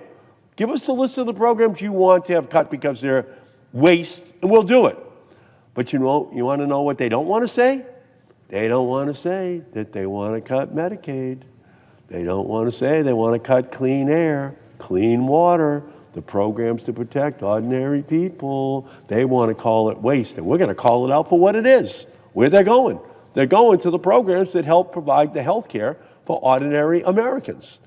Cuts to health care that Americans rely upon. And when Americans have to wait longer for care, when they have to pay more, or watch the only hospital in their community shut down, the blame for what will happen will lay at the feet of the politicians who put self-interest above the interests of the American people. And rather than consider a nominee who would seriously protect and preserve the health of the American people, Donald Trump nominated yet another enabler to his cabinet, Robert F. Kennedy Jr., who instead of standing up to the Trump-Musk chaos, will only add fuel to Donald Trump's Make America Sick Again campaign. Because that's what it is. Make America sick again. Ralph Waldo Emerson from Massachusetts, he said, health is the first wealth. Well, that first wealth is going to get looted, so billionaires get even richer. And serving as Secretary of the Department of Health and Human Services is an immense responsibility. The agency oversees the Centers for Disease Control and Prevention, the Food and Drug Administration, the National Institutes of Health, which is made up of 27 institutes and centers, and each decision that an HHS secretary makes will have a huge impact on our healthcare system. Run well, HHS ensures medications are safe and effective, keeps workers and students and seniors safe, protects the public from global pandemics or disease outbreaks, guarantees hospitals, doctors, and community health centers provide safe, quality care, and funds research that will build the foundation to accurately diagnose patients, better treat cancer, cure Alzheimer's, heart disease, diabetes, cancer. That's what it's supposed to be all about. Not freezing that funding, not cutting that funding, but ensuring that the researchers have the funding they need. Because research is medicine's field of dreams from which we harvest the findings that gives hope to families that we will find the cures for those diseases that have run through their family's medical history. And we know that HHS has Health and Human Services, but it also stands for Human Health Security. And the stakes of leadership are life and death. But instead of nominating a serious and qualified candidate, Trump selected a candidate who questioned the well-proven conclusion that HIV causes AIDS, made millions by spreading lies about vaccines, compared vaccine mandates to Nazi Germany, said Wi-Fi and cell phones cause leaky brains, threatened to remove fluoride from drinking water, and made baseless claims about medication for depression that it would lead to mass shootings. Well, Mr. Kennedy's track record shows that he is a danger to the health of America. He would make America sick again. In June of 2019, he went to Samoa on a trip arranged by anti-vaccine activists. He used that trip to spread lies about the measles vaccine in the Samoan Prime Minister and Director General of Health. He and the organization he led amplified activists who spread false information about the measles vaccine. And after a measles outbreak broke out in Samoa and 16 people died, rather than intervene and help, Mr. Kennedy sent a letter to the Prime Minister to blame these deaths on the vaccine rather than the absence of vaccines. The death count in Samoa grew to 83. Volunteers in New Zealand sent tiny coffins to help bury the dozens of children who died. A New Zealand vaccinologist later said the impact of Mr. Kennedy's role in the outbreak was devastating. In a moment, when Robert F. Kennedy Jr. could have used his influence for good, he fueled disinformation that cost lives. When Robert F. Kennedy Jr. was asked about Medicare and Medicaid, he could not answer questions in his confirmation hearing about the most basic questions, demonstrating that he would be at HHS only to make whatever cuts that Trump and Musk and Doge dictate at the expense of the health care of the American people. Now he's in line to be the #1 healthcare official in the United States. That would be a disaster. Mr. Kennedy has reportedly given reassurances on his position on vaccines or on his position on food and chronic disease. To my colleagues, I would say this: we cannot address chronic disease if we are slashing Medicare and Medicaid and the Affordable Care Act, or recklessly cutting off funding from hospitals and community health centers. If we are battling vaccine misinformation, it will make it much more difficult to take on chronic disease like heart disease or diabetes. The long-term impact of food on children's health doesn't matter if children are dying from preventable infectious diseases because their families believe misinformation spread by the nominee for Secretary of Health and Human Services. And even with the promises he has made on the vaccine misinformation, Robert F. Kennedy Jr. has not demonstrated that he will fulfill his promises. He has used his position to lead people down the dangerous path of vaccine misinformation, and when asked about his role in the Samoa measles outbreak, he lied. The stakes are too high to take a risk on this nominee. I hear from people in Massachusetts who rely on our health care system, single mothers of disabled children relying on Medicaid, also called Mass Health in Massachusetts, to make sure their child gets care. I hear from people living with cystic fibrosis, or parents of children on the autism spectrum or with Down syndrome who could only afford their medication or coverage with Mass Health Medicaid coverage. For them, Medicaid is the lifeline. And when that lifeline is cut, their lives get harder. And that's what this administration is aiming to do with Robert F. Kennedy Jr. in the lead. The American people deserve more than what they have now. They should be able to get health care when they need it, and they should not have to worry that it's available. They should be able to go to their doctor or to their pharmacy without running up their debt or being forced to choose between paying their rent or a medical bill. They should have health providers that aren't too overworked and burned out to provide them quality care. They should have primary care, mental health care, addiction care, dental care, cancer treatment, and more available to them without waiting months or traveling for hours or being left to hope for an available clinical trial. Americans should have unquestioned health care access and quality, and I want to deliver on that for every single American. But Robert F. Kennedy Jr. will only make this harder by embracing Donald Trump, Elon Musk, and the spread of vaccine disinformation. I'm not alone in my concern. I've received over 1,000 calls and emails to my office opposing his nomination. I have also received letters from over 20,000 physicians, including thousands of pediatricians, internal medicine, emergency medicine, doctors representing all 50 states and Puerto Rico, over 800 public health officials, 75 Nobel laureates oppose his confirmation, chairs of pediatric departments across the country, and statements from the Massachusetts Teachers Association representing over 11,000 educators, and from the National Nurses Union representing 225,000 nurses, all opposing Robert F. Kennedy Jr. Every single one of them expressed concern and dismay about having a Secretary of Health and Human Service that doesn't believe in vaccines that save lives. We need to listen to the people on the front lines, the health providers, who have dedicated their lives to serving their patients, the researchers who have committed to finding life-saving treatments and cures, and the educators who care for our nation's children each and every day. They are all saying no to Robert F. Kennedy Jr. He is unqualified, and his confirmation would be dangerous to the health of our nation. And with that, Mr. President, I yield back.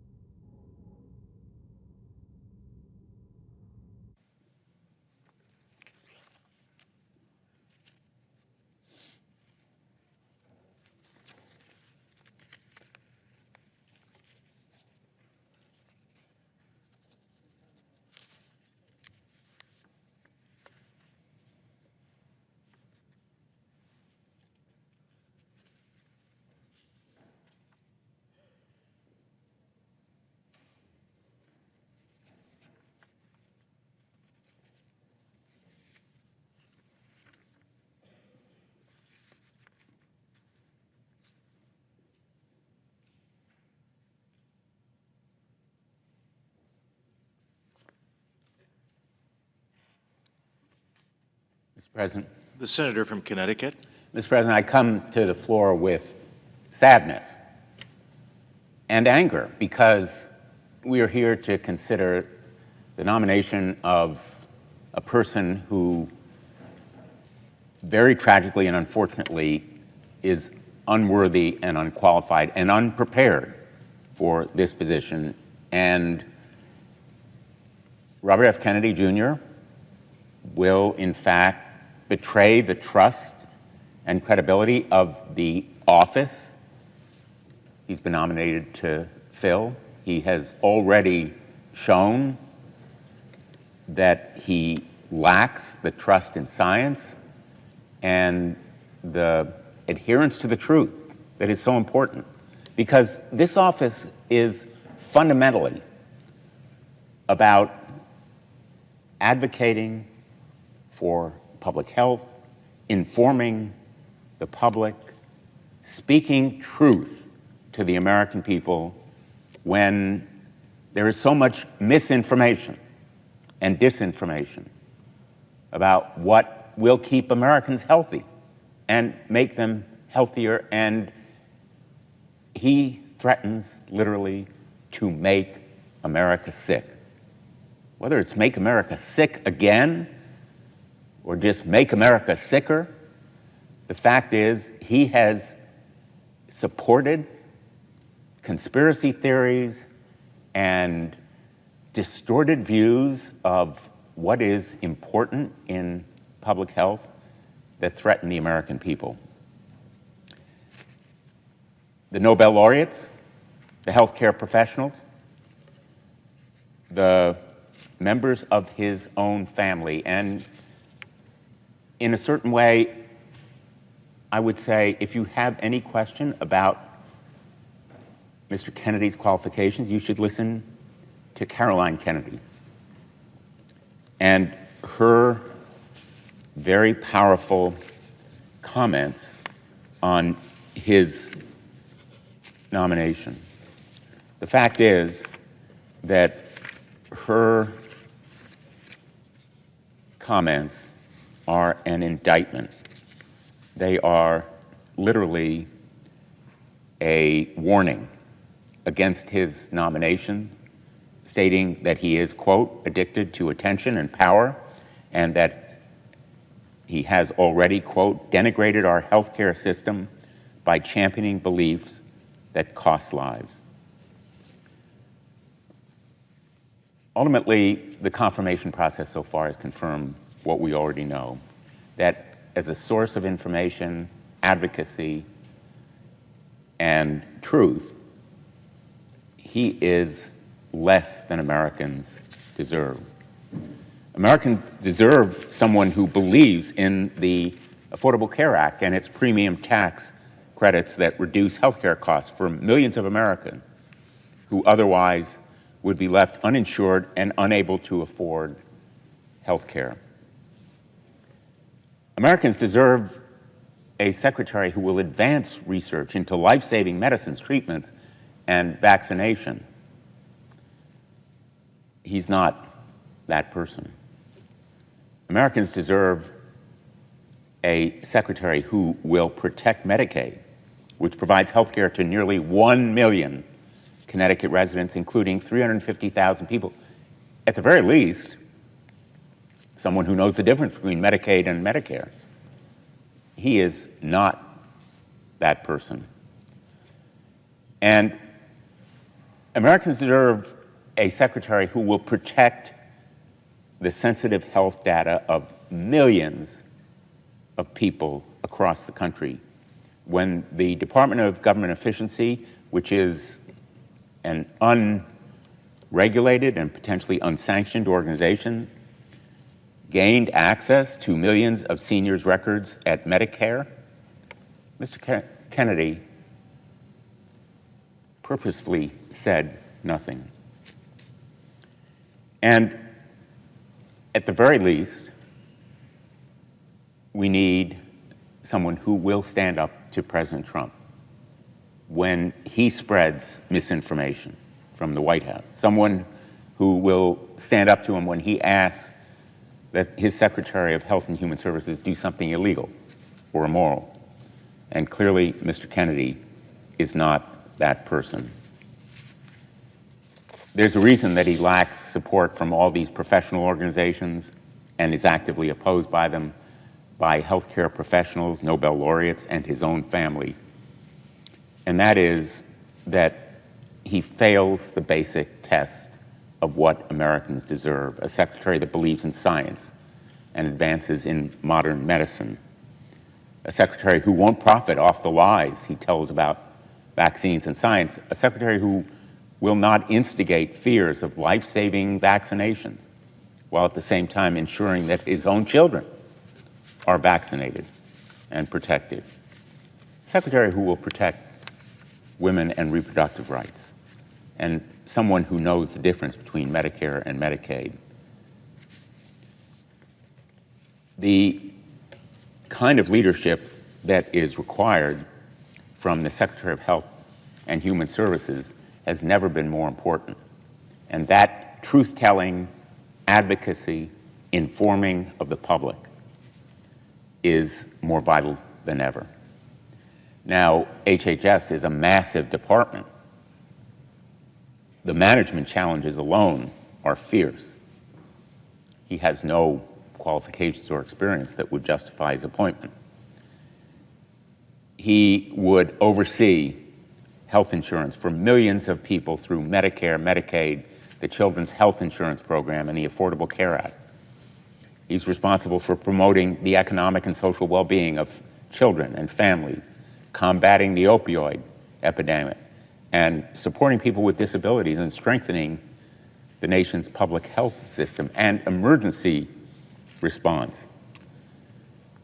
The HHS Secretary is responsible for advancing innovative medical research through the National Institutes of Health, the Food and Drug Administration, responsible for ensuring our food and drugs and medical devices are safe and effective, and the Center for Disease Control and Prevention, which strengthens our public health system and responds to disease outbreaks.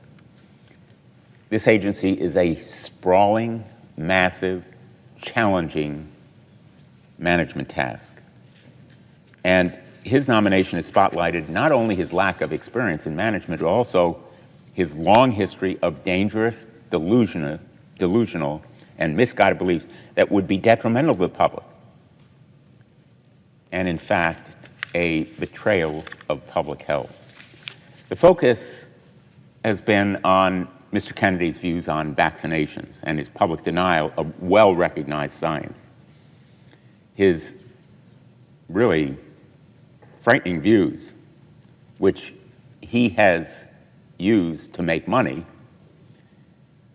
and have endangered the lives of countless children and families, ought to be disqualifying on their own. He admits to vaccinating his own children. Vaccines are safe and effective enough for his family, but not others, it seems. Fact is, vaccines are safe and effective. To be clear, over the last 50 years, vaccines have prevented 154 million deaths, including 146 million among children younger than 5 years old. They undergo exhaustive tests and trials and independent review to determine whether they are safe and effective. And they continue to undergo rigorous review even after they approve. This system works, but Mr. Kennedy has a long history of weakening and weaponizing parental instincts to protect their children and to spread disingenuous and life-threatening misinformation. These lies are attributable to his bad judgment, as well as self-enrichment.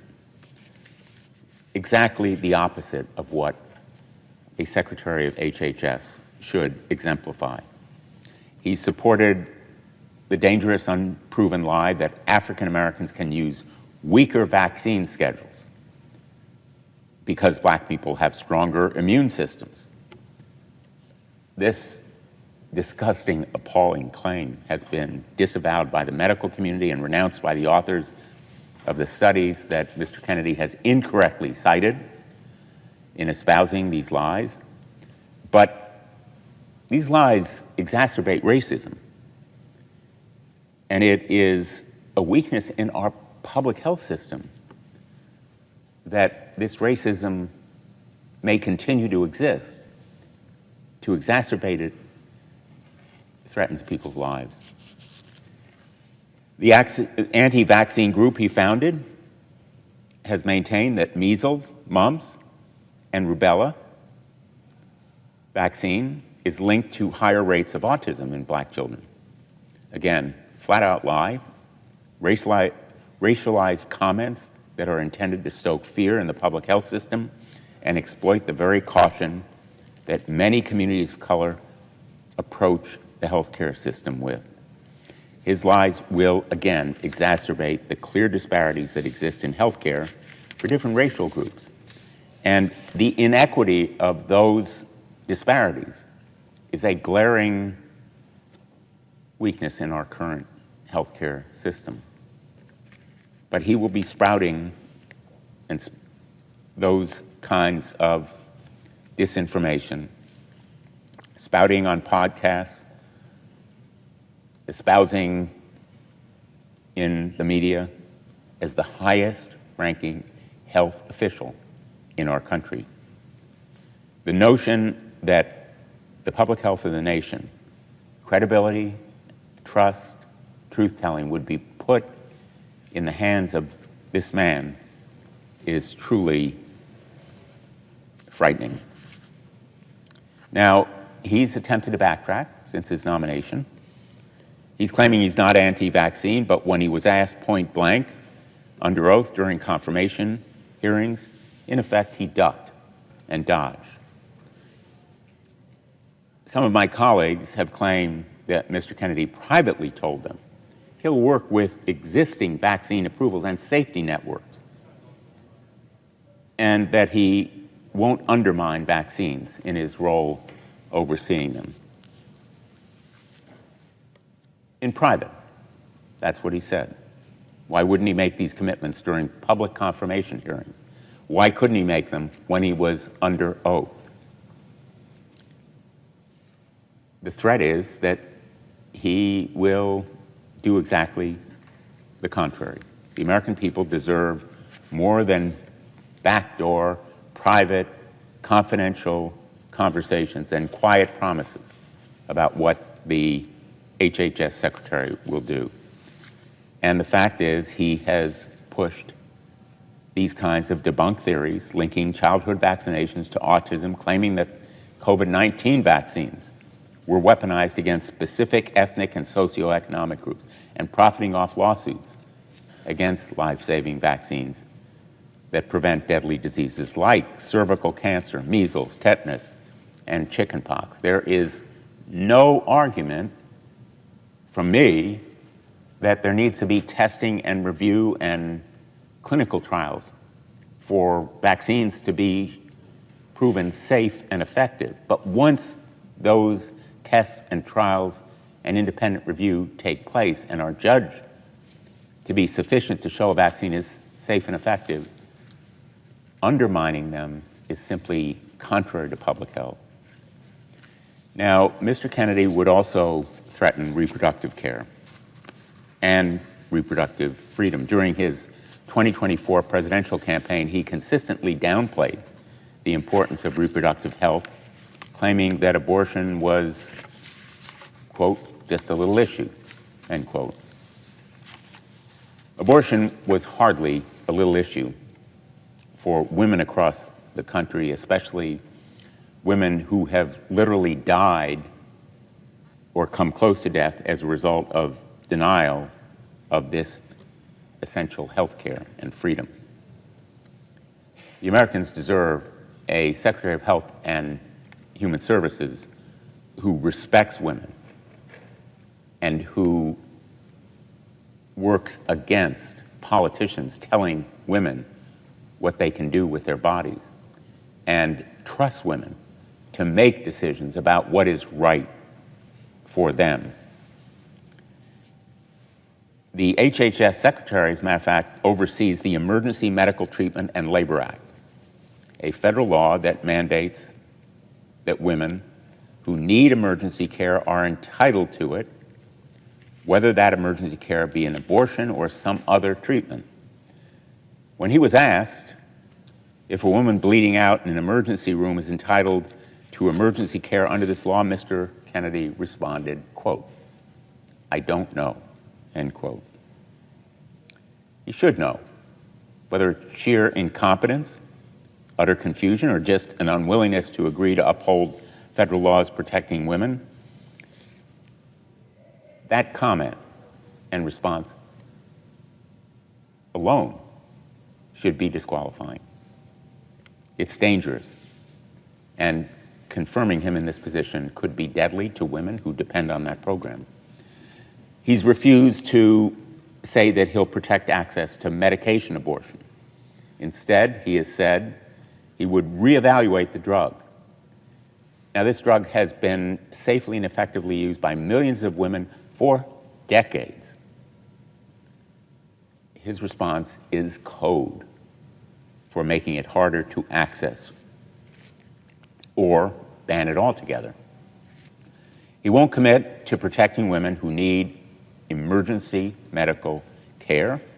He will not commit to keeping safe and effective abortion medication available. He will limit access to abortion services, and his confirmation poses the danger of catastrophic consequences for women. How can women trust him to protect their interests and safeguard their health? The women of America deserve better.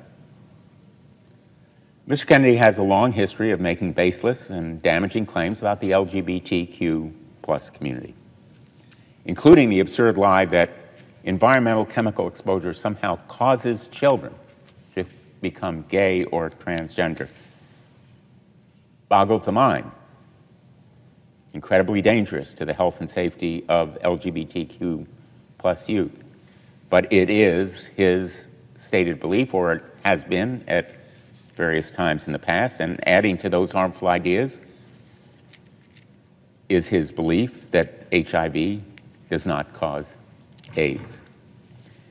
He has supported bans on gender-affirming health care for transgender individuals and spread information about what gender-affirming care actually looks like in the real world.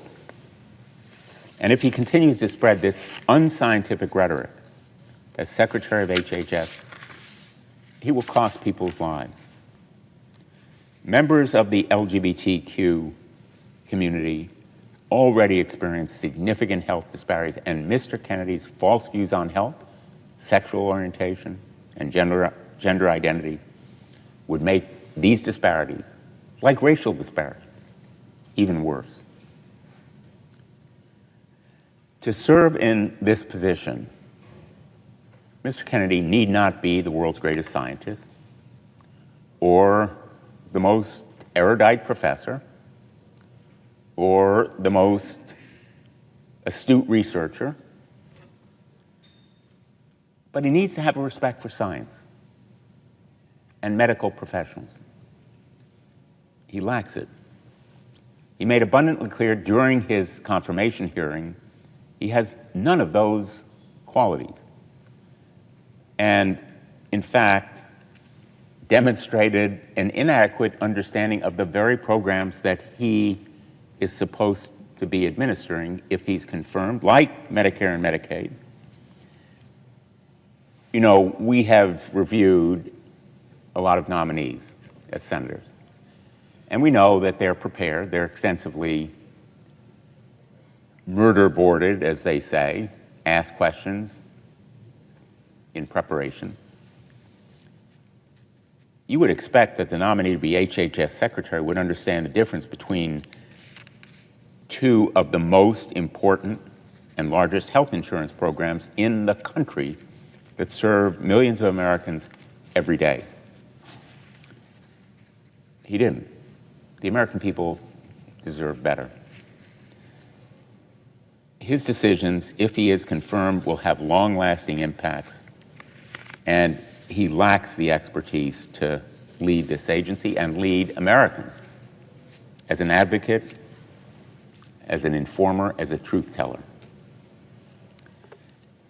And lest you think that he will rely on good people who will help him in administering this agency, he's pledged to fire hundreds of National Institutes Health employees.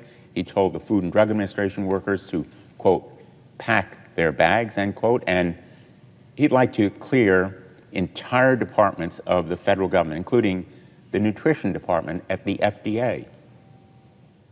He is in no way going to rely on career professionals who truly understand the policy behind the programs that he knows so little about. Mr. Kennedy has claims to support improving nutrition and combating chronic diseases. And many of us support those programs to eliminate additives, for example, or provide better nutritional information, front of package labels showing nutritional content, and enabling Americans to be healthier by eating better and by being better informed. But instead of surrounding himself with experts, his potential top advisors include people who want to change or abolish the nutrition guidelines, like the Dietary Guidelines for Americans, which will bolster industry profits, not health. The Dietary Guidelines for Americans provide science-based advice on what to drink and eat to meet nutrient needs. They promote health. They reduce the risk of chronic disease. This dietary guidance is critically important because 3 in 5 adults live with chronic disease. Let me repeat, 3 in 5 adults live with chronic disease that could be improved with better nutrition.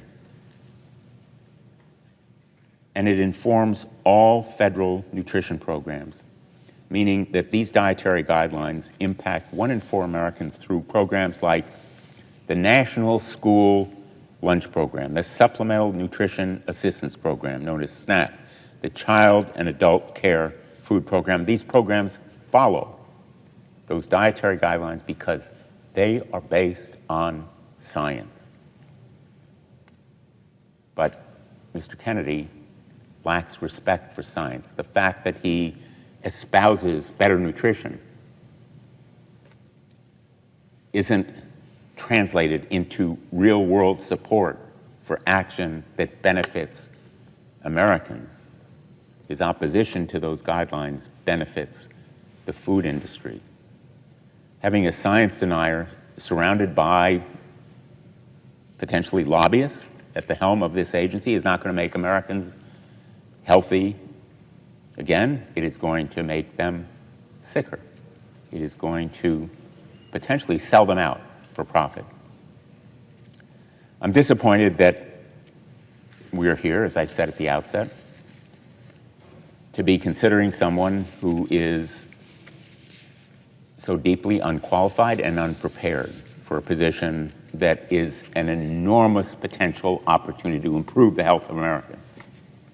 His advocacy could spread the truth, could hold the food industry or pharmaceutical drug industry to higher standards to provide more medicine and treatments and cures at lower prices. He could support research through the NIH instead of advocating that it be cut. He could enable women to have reproductive care instead of dodging or diminishing its importance. He could help eliminate racism and bias against LGBTQ plus people in our healthcare system. So much opportunity squandered in this nomination. I will vote no on Robert Kennedy Jr. I urge my colleagues to heed the warnings from Americans, much better qualified than I am to make this judgment, those Nobel laureates, the professional organizations, the healthcare experts, and of course, his family, who know him best. Caroline Kennedy, who spoke with such eloquence and insight, her incisive and heartbreaking video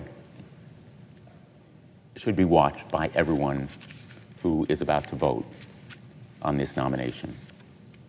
Thank you, Mr. President. I yield the floor.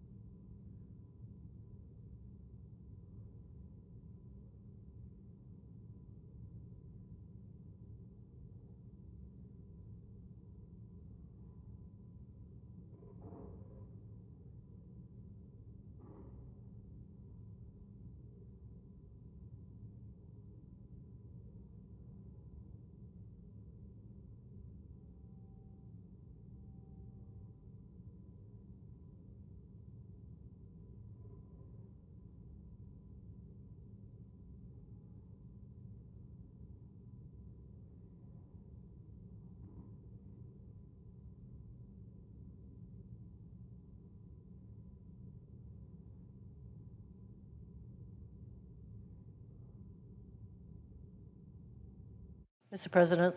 The senator from Hawaii. Mr. President, in Hawaii, thousands of our keiki children attend Head Start, setting them up for a lifetime of success. After the devastating wildfire of Maui in 2023, the U.S. Public Health Service was on the ground within days, providing care to survivors and first responders. On Oahu, the University of Hawaii's Cancer Center is leading on critical NIH-funded research on breast, liver, and lung cancer, studying diseases that disproportionately impact the Native Hawaiian and Asian American communities. All of these programs are vital for people in Hawaii, and they are all made possible by the Departments of Health and Human Services, or HHS. HHS does critical work across our country, keeping communities healthy and researching deadly diseases from cancer to COVID and so much more. Americans trust HHS because their mission has historically been guided not by politics, but by science and data. But already, Donald Trump is taking a sledgehammer to HHS and the essential work it does. For weeks, HHS employees have been prohibited from making any external communications and have been directed to withhold grant disbursements. Illegal, by the way. Halting critical updates on emerging public health threats and delaying or denying funding for community health centers without explanation. These edicts are already forcing clinics to consider reducing services and staff, or worse, closing these services, endangering healthcare access for our most vulnerable populations. And just last Friday, the National Institutes of Health, or NIH, announced it would slash indirect cost rates nationwide. Funds that keep the lights on and the bills paid at America's medical schools, hospitals, and research institutions, enabling our country to lead globally on biomedical research. This is life-saving research. These across-the-board cuts aren't hypothetical. They will harm real people in need of help. Just yesterday, I spoke with the University of Hawaii John A. Burns School of Medicine, who explained the catastrophic consequences this cap would have. This illegal action, as I mentioned, would compromise plans for the UH Cancer Center to begin offering phase 1 clinical trials in Hawaii for the first time. What does this mean for the people of Hawaii? For the first time, people in Hawaii will not have to go to the mainland to participate in these trials, but with the help of this NIH funding now being slashed, for the first time, people of Hawaii would be able to stay in Hawaii to participate in these very important clinical trials. Mr. President, if allowed to stand, these actions will be catastrophic for our country and for global efforts to combat the spread of diseases. And all of these actions have been taken without a confirmed secretary in place at HHS. One would hope the president's nominee to lead such an important department would be a level-headed individual guided by science and data. Instead, Donald Trump has nominated the total opposite, Robert Kennedy Jr. Mr. Kennedy is an anti-vaccine activist who peddles and profits from conspiracy theories and has a troubling history of misconduct. In his confirmation hearings, Mr. Kennedy appeared not to know the difference between Medicare and Medicaid, essential programs that 66 million and 72 million people respectively rely on for access to health care.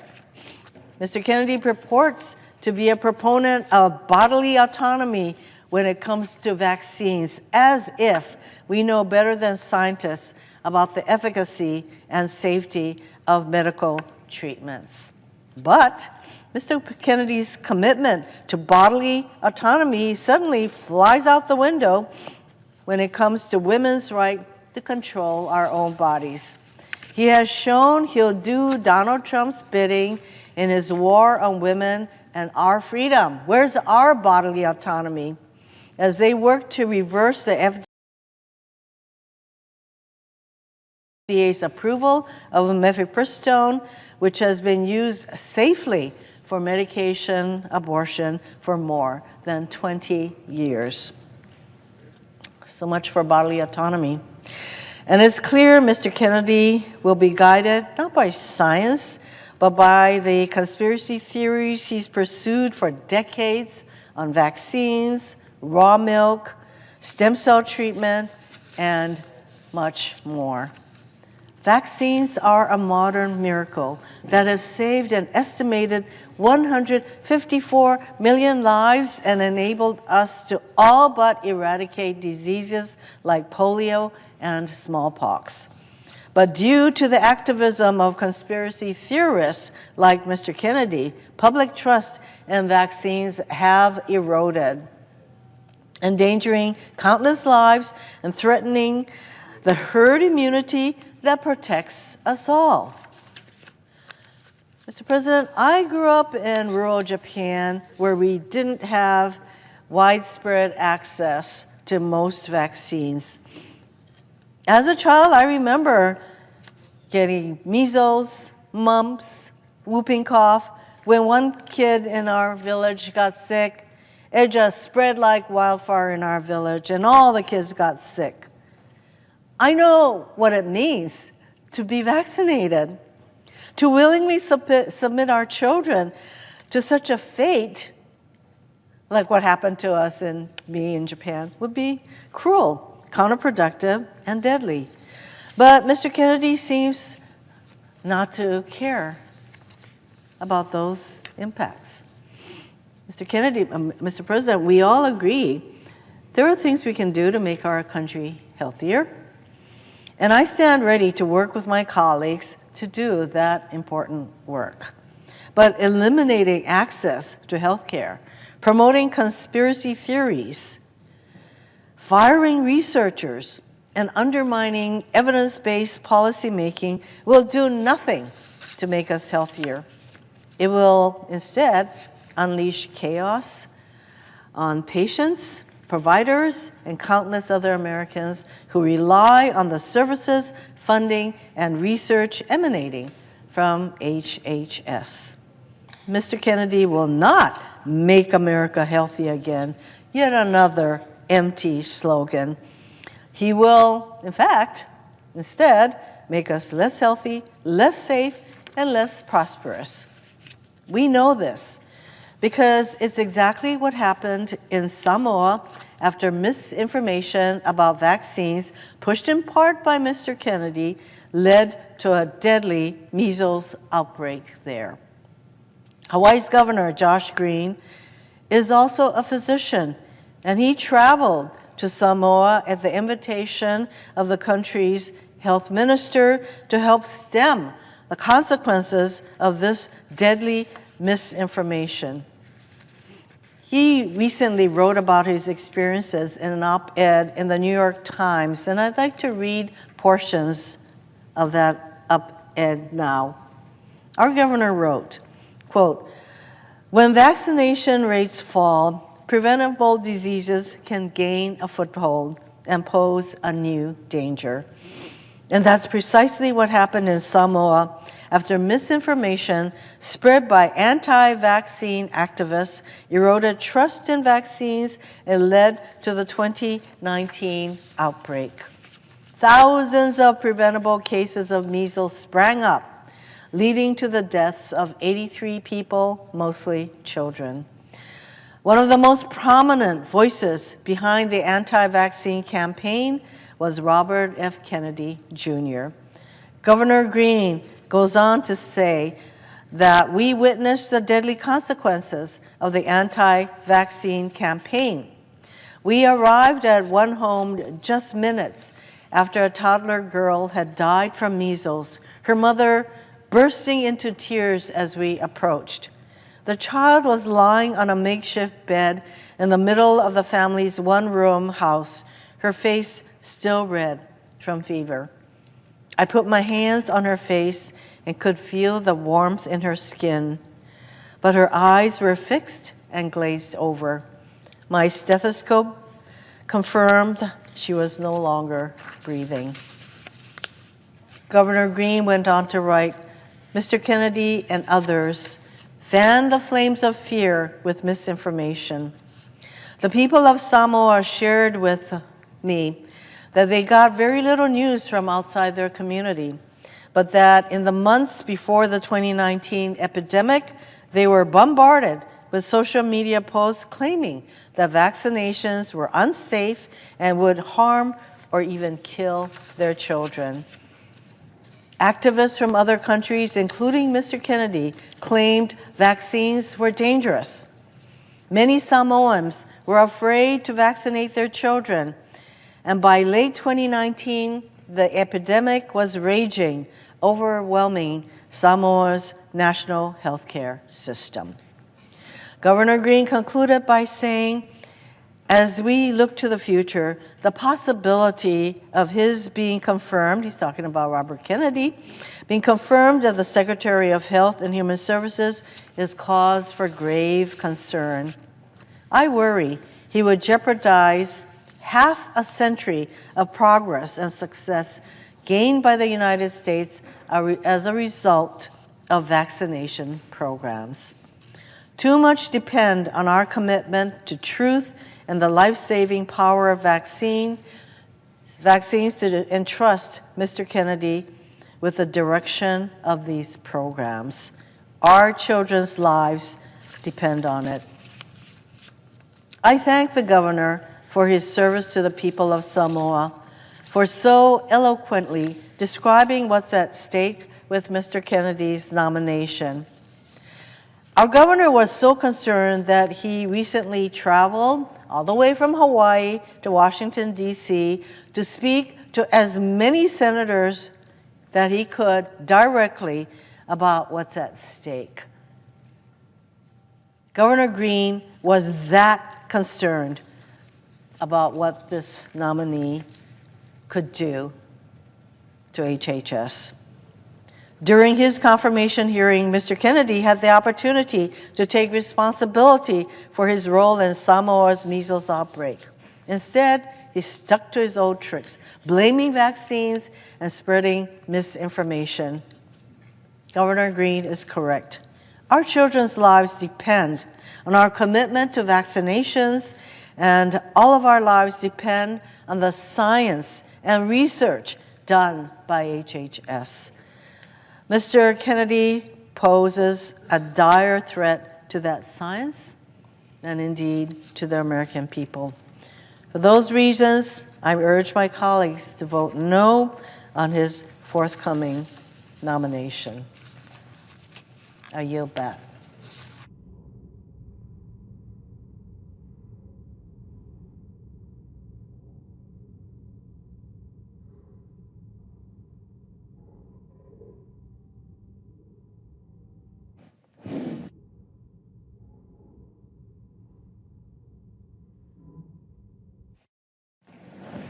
Mr. President, Senator from Hawaii. I yield 30 minutes of post-cloture debate time to the senior senator of Oregon. The senator has that right. Mr. President. Senator from New Hampshire. Thank you, Mr. President. I rise today to join my colleagues, to join the many Granite Staters who have written my office and expressed their grave alarm in opposing the nomination of Mr. Kennedy as the next Secretary of Health and Human Services. Robert F. Kennedy Jr. is without experience or qualification for this post. He is uninformed about and apparently uninterested in the most basic elements of healthcare policy. He entertains and spreads conspiracy theories that virtually everyone in this body knows to be dishonest and dangerous. In a different time, in a different political moment, with a different president, members of this chamber would have joined together to resoundingly reject Mr. Kennedy's nomination. In fact, in a different time, where qualifications and character mattered, Mr. Kennedy's nomination would never have made it to the floor. But here we are. Today, it appears that Mr. Kennedy will be confirmed and that members of the United States Senate, the so-called world's greatest deliberative body, will sacrifice the health of our fellow Americans by failing to stand up for science and for the truth. For even the most skilled and experienced person, running the Department of Health and Human Services is a really daunting task. We expect and trust the HHS Secretary to direct the administration of critical programs like Medicare or Medicaid, to direct research so that we can find cures for cancer, Alzheimer's, and other diseases, to help bring new life-saving medications to market, and to find ways to make medicine and care more affordable, to help ensure that our children grow up healthy and that our parents age with dignity. When a crisis hits, we look to the Secretary of Health and Human Services for leadership to help lead the fight against fentanyl or to protect our communities from a pandemic. There is perhaps no aspect of public policy as complicated as healthcare, and there are few aspects of life as fundamental as being healthy. And to be sure, there are grave healthcare challenges facing our country. The cost of health care is too high, the cost of prescriptions too steep. While we've made extraordinary progress in recent generations, we know that too many diseases still cry out to be cured, and too many people struggle to get the care that they need, where and when they need it. The challenges are real, but progress is possible. When I was governor of New Hampshire, I worked with Republicans and Democrats in the legislature to help our state adopt Medicaid expansion. And during the first Trump administration, we came together to end surprise medical billing with a new bipartisan law. Of course, there is much more work to do.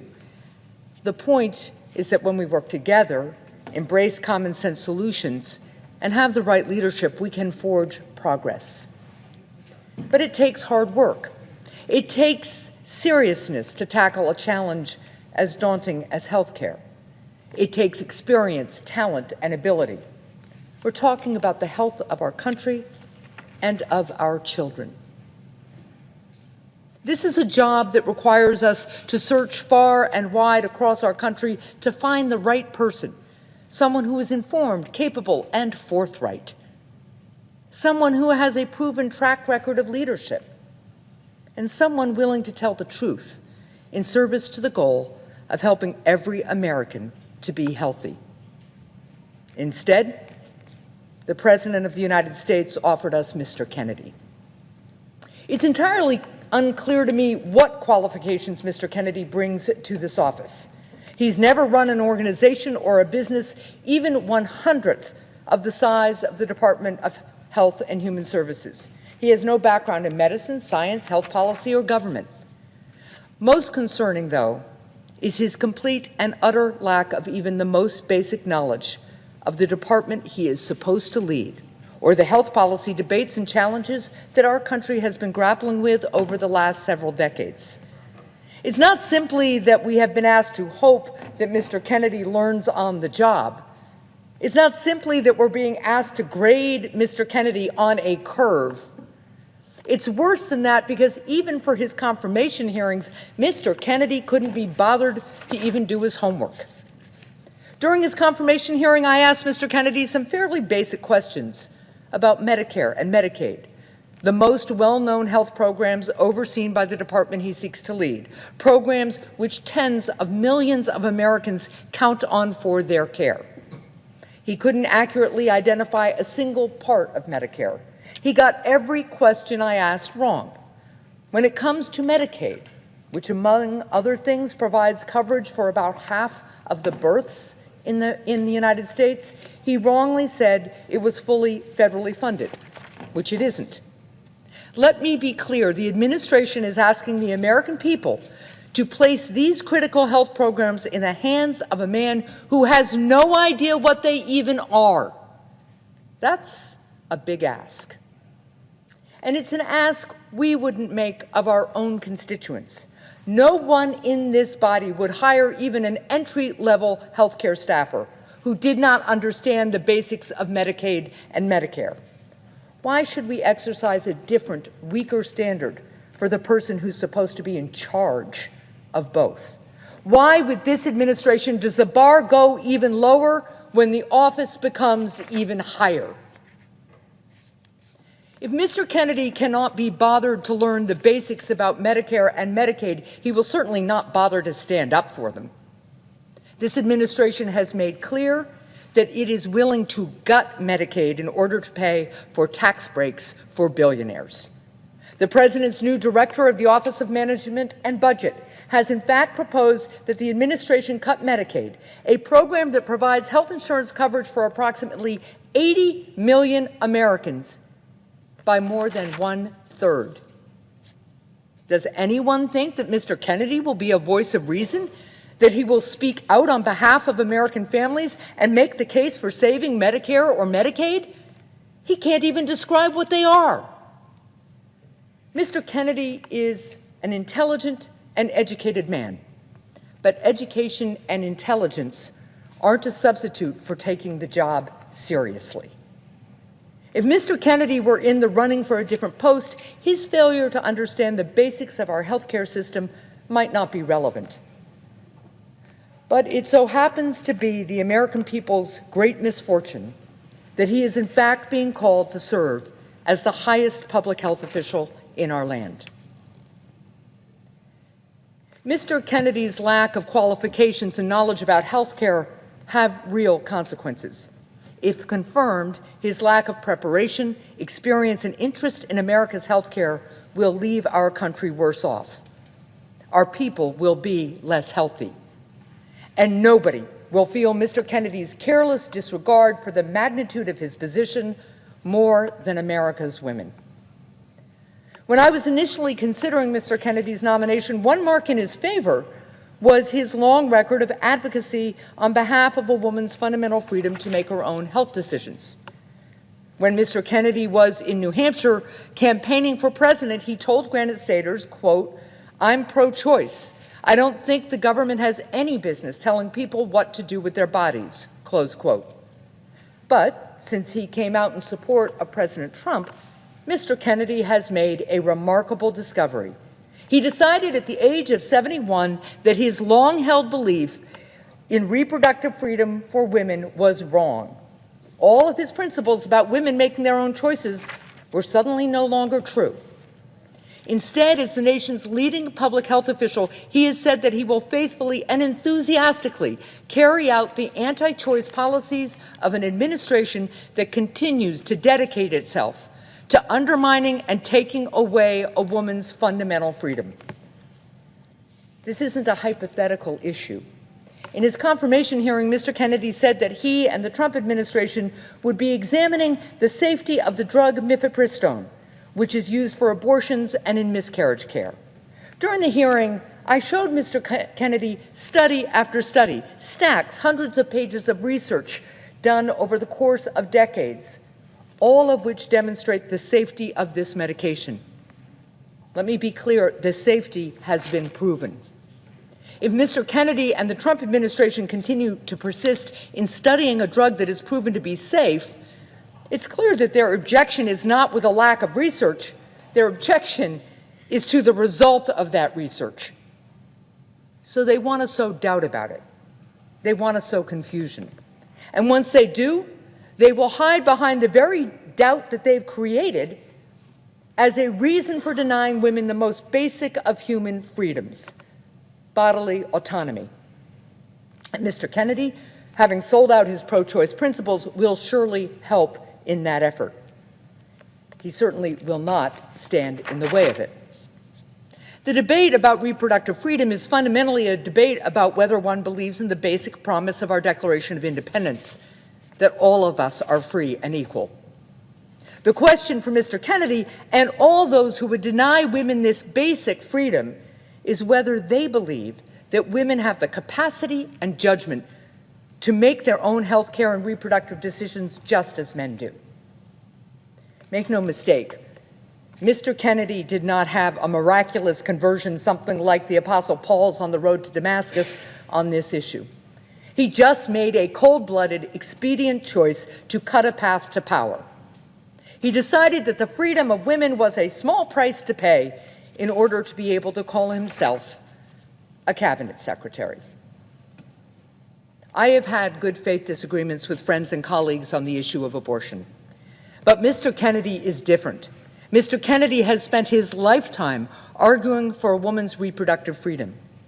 But he now abandons what he used to refer to as a core value for a title and for what he apparently thinks is more important than freedom, being in Donald Trump's orbit. Americans have a particular disdain for those who sell out the freedom of their fellow citizens in pursuit of power. We call such people many things. We seldom call them Mr. Secretary. Even if Mr. Kennedy was not inexperienced, even if Mr. Kennedy had basic knowledge regarding our health system, even if Mr. Kennedy was not willing to imperil freedom for women, members of both political parties should reject his nomination. Because Mr. Kennedy, who has forged a career of peddling cynicism and conspiracy regarding vaccines, is perhaps the most uniquely dangerous man ever nominated to head America's Department of Health and Human Services. Vaccines are among the greatest achievements in human history, and America has been at the center of that success. Our doctors and scientists were instrumental in helping vanquish smallpox and banish polio. Because of vaccines, more than 20 million people walk today who otherwise would have been stricken with polio. Hundreds of millions of people are alive today because of vaccines. I'm reminded of the words of a previous HHS secretary, quote, "Vaccines are some of the most thoroughly tested medical products we have. Vaccines are safe, effective, and life-saving," close quote. HHS Secretary Alex Azar, who was appointed by President Trump, said those words during his first term. He was right when he said this 6 years ago. But today, Mr. Kennedy asserts that this statement is wrong. Mr. Kennedy has a long history of dealing in both outright lies and clever half-truths to sow cynicism, mistrust, and confusion regarding vaccines. He has, at various times, discouraged people from getting vaccines for measles and polio. Mr. Kennedy has led litigation to discredit the HPV vaccine, a vaccine which has led to a dramatic decrease in cervical cancers among young women. When the pandemic hit, President Trump helped marshal America's scientific resources in Operation Warp Speed to produce a COVID vaccine in record time. This was, in my mind, one of the greatest public health achievements in decades and a real credit to President Trump. But Mr. Kennedy helped lead efforts that attempted to revoke President Trump's COVID vaccines authorization. And for more than 25 years, Mr. Kennedy has helped perpetuate the dangerous lie that vaccines cause autism. During his confirmation hearings, my colleagues virtually begged Mr. Kennedy to recant these views. But Mr. Kennedy would not, insisting that if he somehow saw more evidence, only then, perhaps, he might reverse course and tell people he was wrong. This is the dangerous game that Mr. Kennedy plays. He hides his anti-vaccine conspiracies under a cloak of deniability. Sometimes he outright lies. But most of the time he insists that he's merely raising questions and that he's simply a man looking for answers. But to borrow from Benjamin Franklin, quote, half the truth is often a great lie, close quote. When Mr. Kennedy is presented with facts, he ignores them. He ignored the conclusive data that my colleagues showed him, proving that vaccines do not cause autism. He instead continued to rely on one tiny, outdated, faulty, disproven study from way back in 1998, a study that the journal that originally published it has since withdrawn to support his claim, instead of relying on the exhaustive studies that have been conducted since then that prove there is no link between vaccines and autism. It is fine to ask questions. It's often urgently important. But it's not doctors and scientists who are ignoring Mr. Kennedy's questions.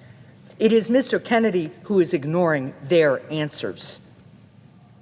Mr. Kennedy's vaccine conspiracies are not a quirk of personality or harmless eccentricity, but especially with the authority and the megaphone that he will have if he is confirmed, will be a grave danger to the health of our people. Mr. Kennedy has already spent much of his career taking legal action against safe and effective vaccines. With the full power of the Department of Health and Human Services, it stands to reason that he will use his post to limit access to certain vaccines, pull FDA approval of others, or change guidelines and recommendations concerning what vaccines children should receive. But more than that, with the platform of HHS Secretary, Mr. Kennedy will undermine public trust in vaccines and will discourage a growing number of parents from getting their children vaccinated. As for Mr. Kennedy's insistence that simply raising doubts about the safety of vaccines doesn't mean that he's urging people not to get their children vaccinated, well, Mr. Kennedy may be unqualified, but he is not naive. He knows full well that millions of people listen to his words. Millions more will listen should he be confirmed to this office. And so, what happens? How much, Mr. President, does a lie about vaccines truly cost? Let us say that a greater number of Americans become wary of vaccines due to Mr. Kennedy's musings from the seat of the most powerful public health perch in the world. A greater number of families decide that their kids don't need vaccines. Sometimes that'll mean just skipping one vaccine. Sometimes it'll mean skipping all of them. These parents aren't necessarily conspiracy theorists themselves, but they've read some scary, if untrue, stories online. And as they try to figure out what to do, the most important public health authority in the land chooses to give credence to the lies rather than reassure parents with the truth. Or maybe, as is true with every parent, these parents are worried about their child developing a disability. And now they hear Mr. Kennedy suggest that vaccines maybe cause autism, so they hesitate. They don't return to the pediatrician's office for the next dose of a vaccine that will prevent their child from getting a deadly disease. And as more and more children become unprotected, as Robert F. Kennedy Jr. fails to advocate for safe, effective, life-saving vaccines, children get sick. They spread the disease. And all of a sudden, we are back to the kind of deadly disease outbreaks that doctors used to witness in the early decades of the 20th century, a time long enough ago that many Americans don't realize what it was like to lose a loved one to an illness like measles. There will be more measles outbreaks like the one going on right now in West Texas. Or maybe instead of measles, it'll be polio. People will get sick and people will die. Take a look in a museum at a rusting iron lung. Go to the graves of the unvaccinated measles victims in American Samoa. That is the cost. That is the price of this particular lie. I also take issue with the notion that Mr. Kennedy's anti-vaccine cynicism is somehow advancing scientific progress or healthy debate. The truth is that Mr. Kennedy's conspiracies are not particularly new. They're old theories that have been disproven, but that Mr. Kennedy keeps alive by continuing to recycle them long after the debate has been concluded. So no, I don't object to engaging in new debates over unproven science. I object to rehashing old debates over proven science. Remarkably, during the hearings, Mr. Kennedy and some of my colleagues sought to place Mr. Kennedy in the tradition of great scientific minds like Galileo and Newton, who dared challenge the scientific status quo with their own provocative questions. There is, of course, a key difference. The difference is that Galileo and Newton were right, and Mr. Kennedy is wrong. The evidence vindicated Galileo. The evidence refutes Mr. Kennedy. That difference is what separated Galileo from the village crank. That difference is what separates a witch doctor from a real one. This never-ending cycle of cynicism, of relitigating old debates about whether vaccines cause autism, it doesn't further scientific progress. It doesn't unlock new truths or cures. It keeps us stuck in the past, stuck having the same debates over and over and over again. All that changes is that the mound of evidence disproving Mr. Kennedy grows higher and higher. In his hearing, Mr. Kennedy said that he wouldn't apologize for asking what he called uncomfortable questions because, quote, we have massive health problems in this country that we must face honestly, close quote. The problem is not that Mr. Kennedy is asking uncomfortable questions. The problem is that Mr. Kennedy himself is not willing to accept the answers to them. The problem is that Mr. Kennedy is wasting our time and our money with dishonest and already settled debates, debates that distract us from the task at hand, the task of tackling the real and significant health problems that are facing our country. Because in his lifetime of fear-mongering, what good has Mr. Kennedy actually contributed to the mission of public health?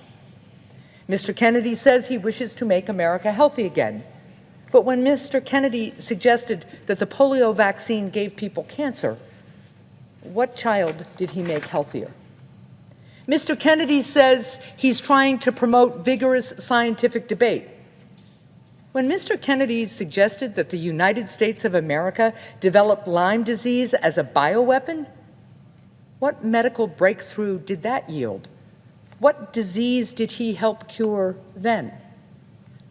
Mr. Kennedy's vaccine fears garner him headlines, but have they made health care more affordable for a single American family? Think about the hours and resources that Mr. Kennedy has urged his followers to invest in relitigating proven science, and what progress could instead have been made if that money was invested in finding treatments and cures to diseases. That is the price of Mr. Kennedy's insistence that we remain frozen in time in our understanding of science.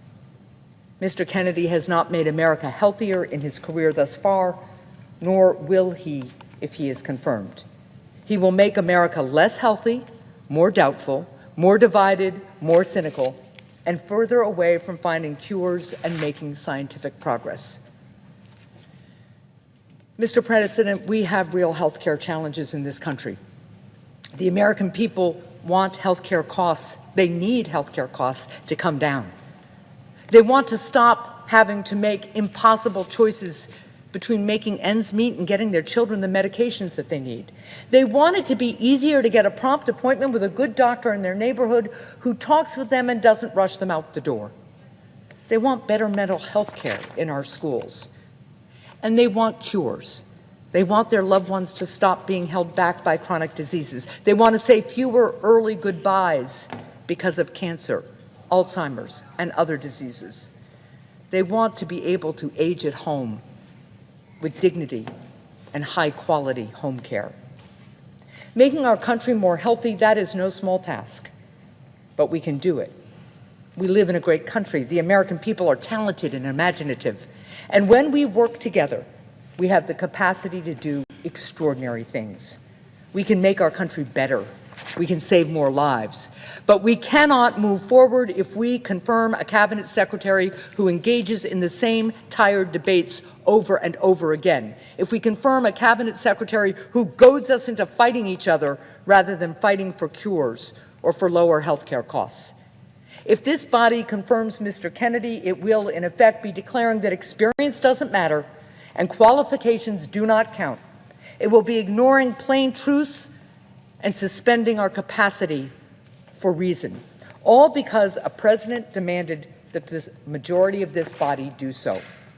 If this body confirms Mr. Kennedy, it will be betraying who we are as Americans. It will be sacrificing a better future for the sake of needlessly relitigating the past. It will be confusing a charlatan with a prophet and cynicism with wisdom.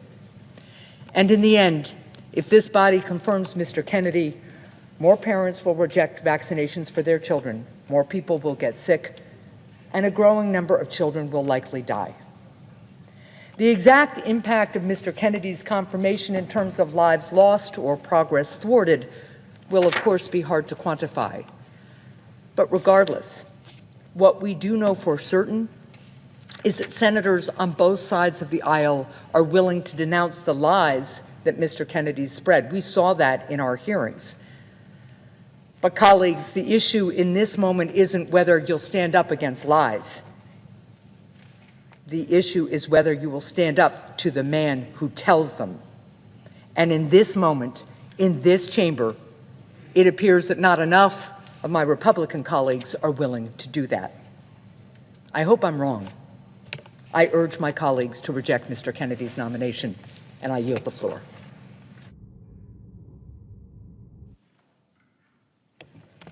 Mr. President. Senator from California. Mr. President, I too rise to oppose the nomination of Robert F. Kennedy Jr. to serve as Secretary of Health and Human Services. I can only hope that I'm half as eloquent and moving as Senator Hassan has been, not just here on the floor today, but in committee during the confirmation hearing. But, Mr. President, I oppose this nomination for his wildly misinformed beliefs and his utter lack of experience. I believe he is fundamentally unfit and unprepared, and Americans will be less healthy if he is confirmed. Now, to begin with, for years, he has made conspiracy theories and anti-vaccine misinformation his calling card. from false accusations that vaccines cause autism, to lies that the COVID-19 virus targeted specific racial groups. He founded his own anti-vaccine organization, authored several books pushing public health conspiracies, and made millions of anti-vaccination lawsuits. It all points to a dangerous principle at the core of Mr. Kennedy's beliefs, and I quote that there's no vaccine that is safe and effective. Mr. President, as you know, my background is in engineering.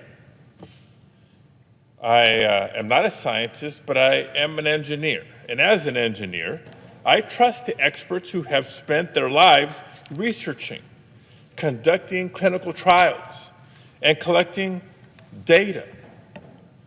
And through the decades of life-changing discoveries and scientific breakthroughs, one thing has become increasingly and undeniably clear. The single best way to protect the nation from viral disease is to get vaccinated. It's the reason why today hundreds of millions of Americans can live freely without serious concerns of contracting polio, of contracting smallpox, or of contracting hepatitis. That used to be a source of pride for the nation. But in the face of all the proven science, proven again and again science, Mr. Kennedy has chosen to profit off of fear. And countless parents are being misled into making dangerous decisions for their children. Look, I get the fear. I'm proud to represent California in the Senate. I'm proud to have an engineering background, but I too am a parent of 3 boys. And I remember what it was like to hold a baby in your arms and to worry every time there was a sniffle and a cough. I'd do anything to protect my children just as you would do anything to protect yours. But where families have reasonable questions on everything from doctors to diets, Mr. Kennedy simply sees dollar signs. Now today we find ourselves in yet another viral outbreak. A bird flu has shown some early signs of transmission to humans. I can't think of a worse idea than to install an anti-vaxxer as Secretary of Health and Human Services. His beliefs alone make him unfit to lead HHS. But in addition to that, he's simply unprepared to lead. Nearly 16 months ago, I was proud to co-found the bipartisan Senate Mental Health Caucus. Thank you, Senator Tillis. Thank you, Senator Ernst. Thank you, Senator Smith, for being co-founders of this caucus. In the time since then, we've made some significant strides. But before Americans can never reach out for help in a time of crisis, they have to know that they can access help. So that's on us, making sure that the support, the services, the programs are there for Americans when they need it. And we know that Medicaid is the single largest payer of behavioral health services in the nation. So at a time when Republicans are looking to cut funding for life-saving services, I'd rather see a fierce defender of Medicaid at HHS. Yet during his confirmation hearing, Mr. Kennedy failed to show even a basic understanding of Medicaid. Not the sources of funding, not the benefits, and at one point he even seemed to conflate or confuse Medicaid and Medicare. Colleagues, I shouldn't have to say this. This is not a learn-on-the-job nomination. But President Trump knows just how unprepared Mr. Kennedy is for this job. Reporting from Semaphore just a few days ago tells us that during Mr. Kennedy's confirmation hearing, President Trump was watching. He saw just how poorly the confirmation hearing was going for Mr. Kennedy. So what did President Trump do? He does what he does best. He leapt into action to distract and divide. He held a press conference simply to throw out the latest controversy to reporters, and he took the attention off and the pressure off this dangerous nominee. That's what we're up against, colleagues. And over the next several months, our nation will face a critical test for some of the most important public health systems in our country. In the House, Republicans are already floating cuts to Medicaid to pay for even more tax breaks for the rich. In the White House, President Trump and his shadow President Musk have proven they'll shutter any agency that stands in their way. And today we're left wondering who will speak up to protect the health of millions of Americans. Unfortunately, Mr. Kennedy has already shown he is not up to the task. So colleagues, I urge you to join me in fighting to protect the health of our constituents and oppose the confirmation of Mr. Kennedy. Thank you, Mr. President. I yield the floor. Mr. President. Senator from Virginia. Mr. President, I want to join my last two colleagues, the Senator from New Hampshire and the Senator from California, in echoing some of their concerns, because I also rise today to oppose President Trump's nomination of Robert Francis Kennedy Jr. to be Secretary of Health and Human Services. Now, it's been less than a month since Donald Trump was inaugurated. Feels a bit longer for some of us.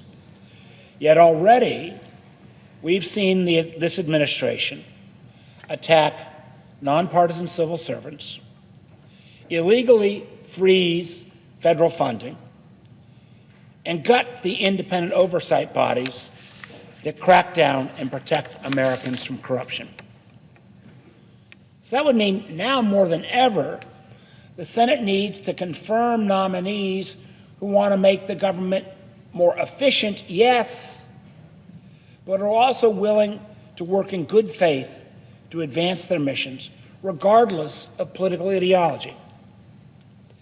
Unfortunately, I don't believe that Mr. Kennedy is that nominee, and I fear that he will serve as a rubber stamp for the chaos and disruption that the Trump-Musk administration brings. The past couple of weeks have made it clear that Elon Musk and his Doge bros have a disturbing scheme to undermine the government's ability to operate, all in the name of efficiency. We've seen Musk take a hatchet to USAID, ceding soft power and, frankly, 70 years of bipartisan leadership in that domain to China. We've seen that same attack limit our ability to fight terrorism and, unfortunately, turn our back, which we've never done, either presidents of Democrat or Republican affiliation, turn our back entirely on the international community. We've seen Mr. Musk take a hatchet to the CFPB and leave consumers to fend for themselves, giving a pass to scammers and institutions that defraud Americans. We're starting to see Musk take aim at the Department of Education. We cannot allow this pattern to continue at the agency tasked with keeping people healthy and safe.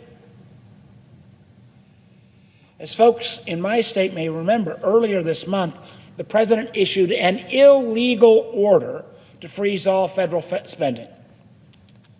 Fortunately, the funding freeze order was rescinded after a major public outcry and threat of losing in court. Yet, even with the order rescinded, real people's lives were fundamentally changed. Across Virginia, for example, 3 community health centers had to close during the funding freeze. And now they won't be reopening because of uncertainty, and they're not sure the money's even coming back. These health centers, which provide primary and preventive care for the underserved populations, feel they can no longer rely on the government contract or the government to keep its word or meet its obligations. In rural Buckingham County, a health center is having to put off replacing the only machine in the county that provides breast cancer screening. Who suffers? Well, it's not Mr. Musk. He's the richest man in the world.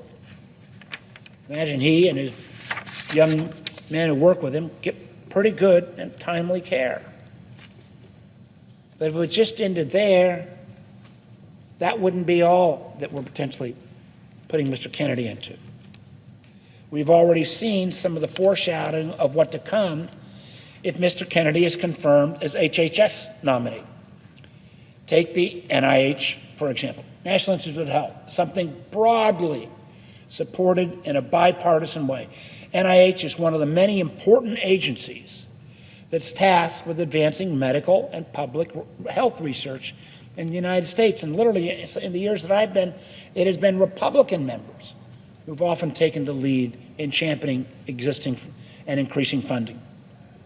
Unfortunately, many of the medical achievements, which started off as NIH grants, from cancer immune therapies to heart valve replacements to medications for many health conditions, all started at NIH.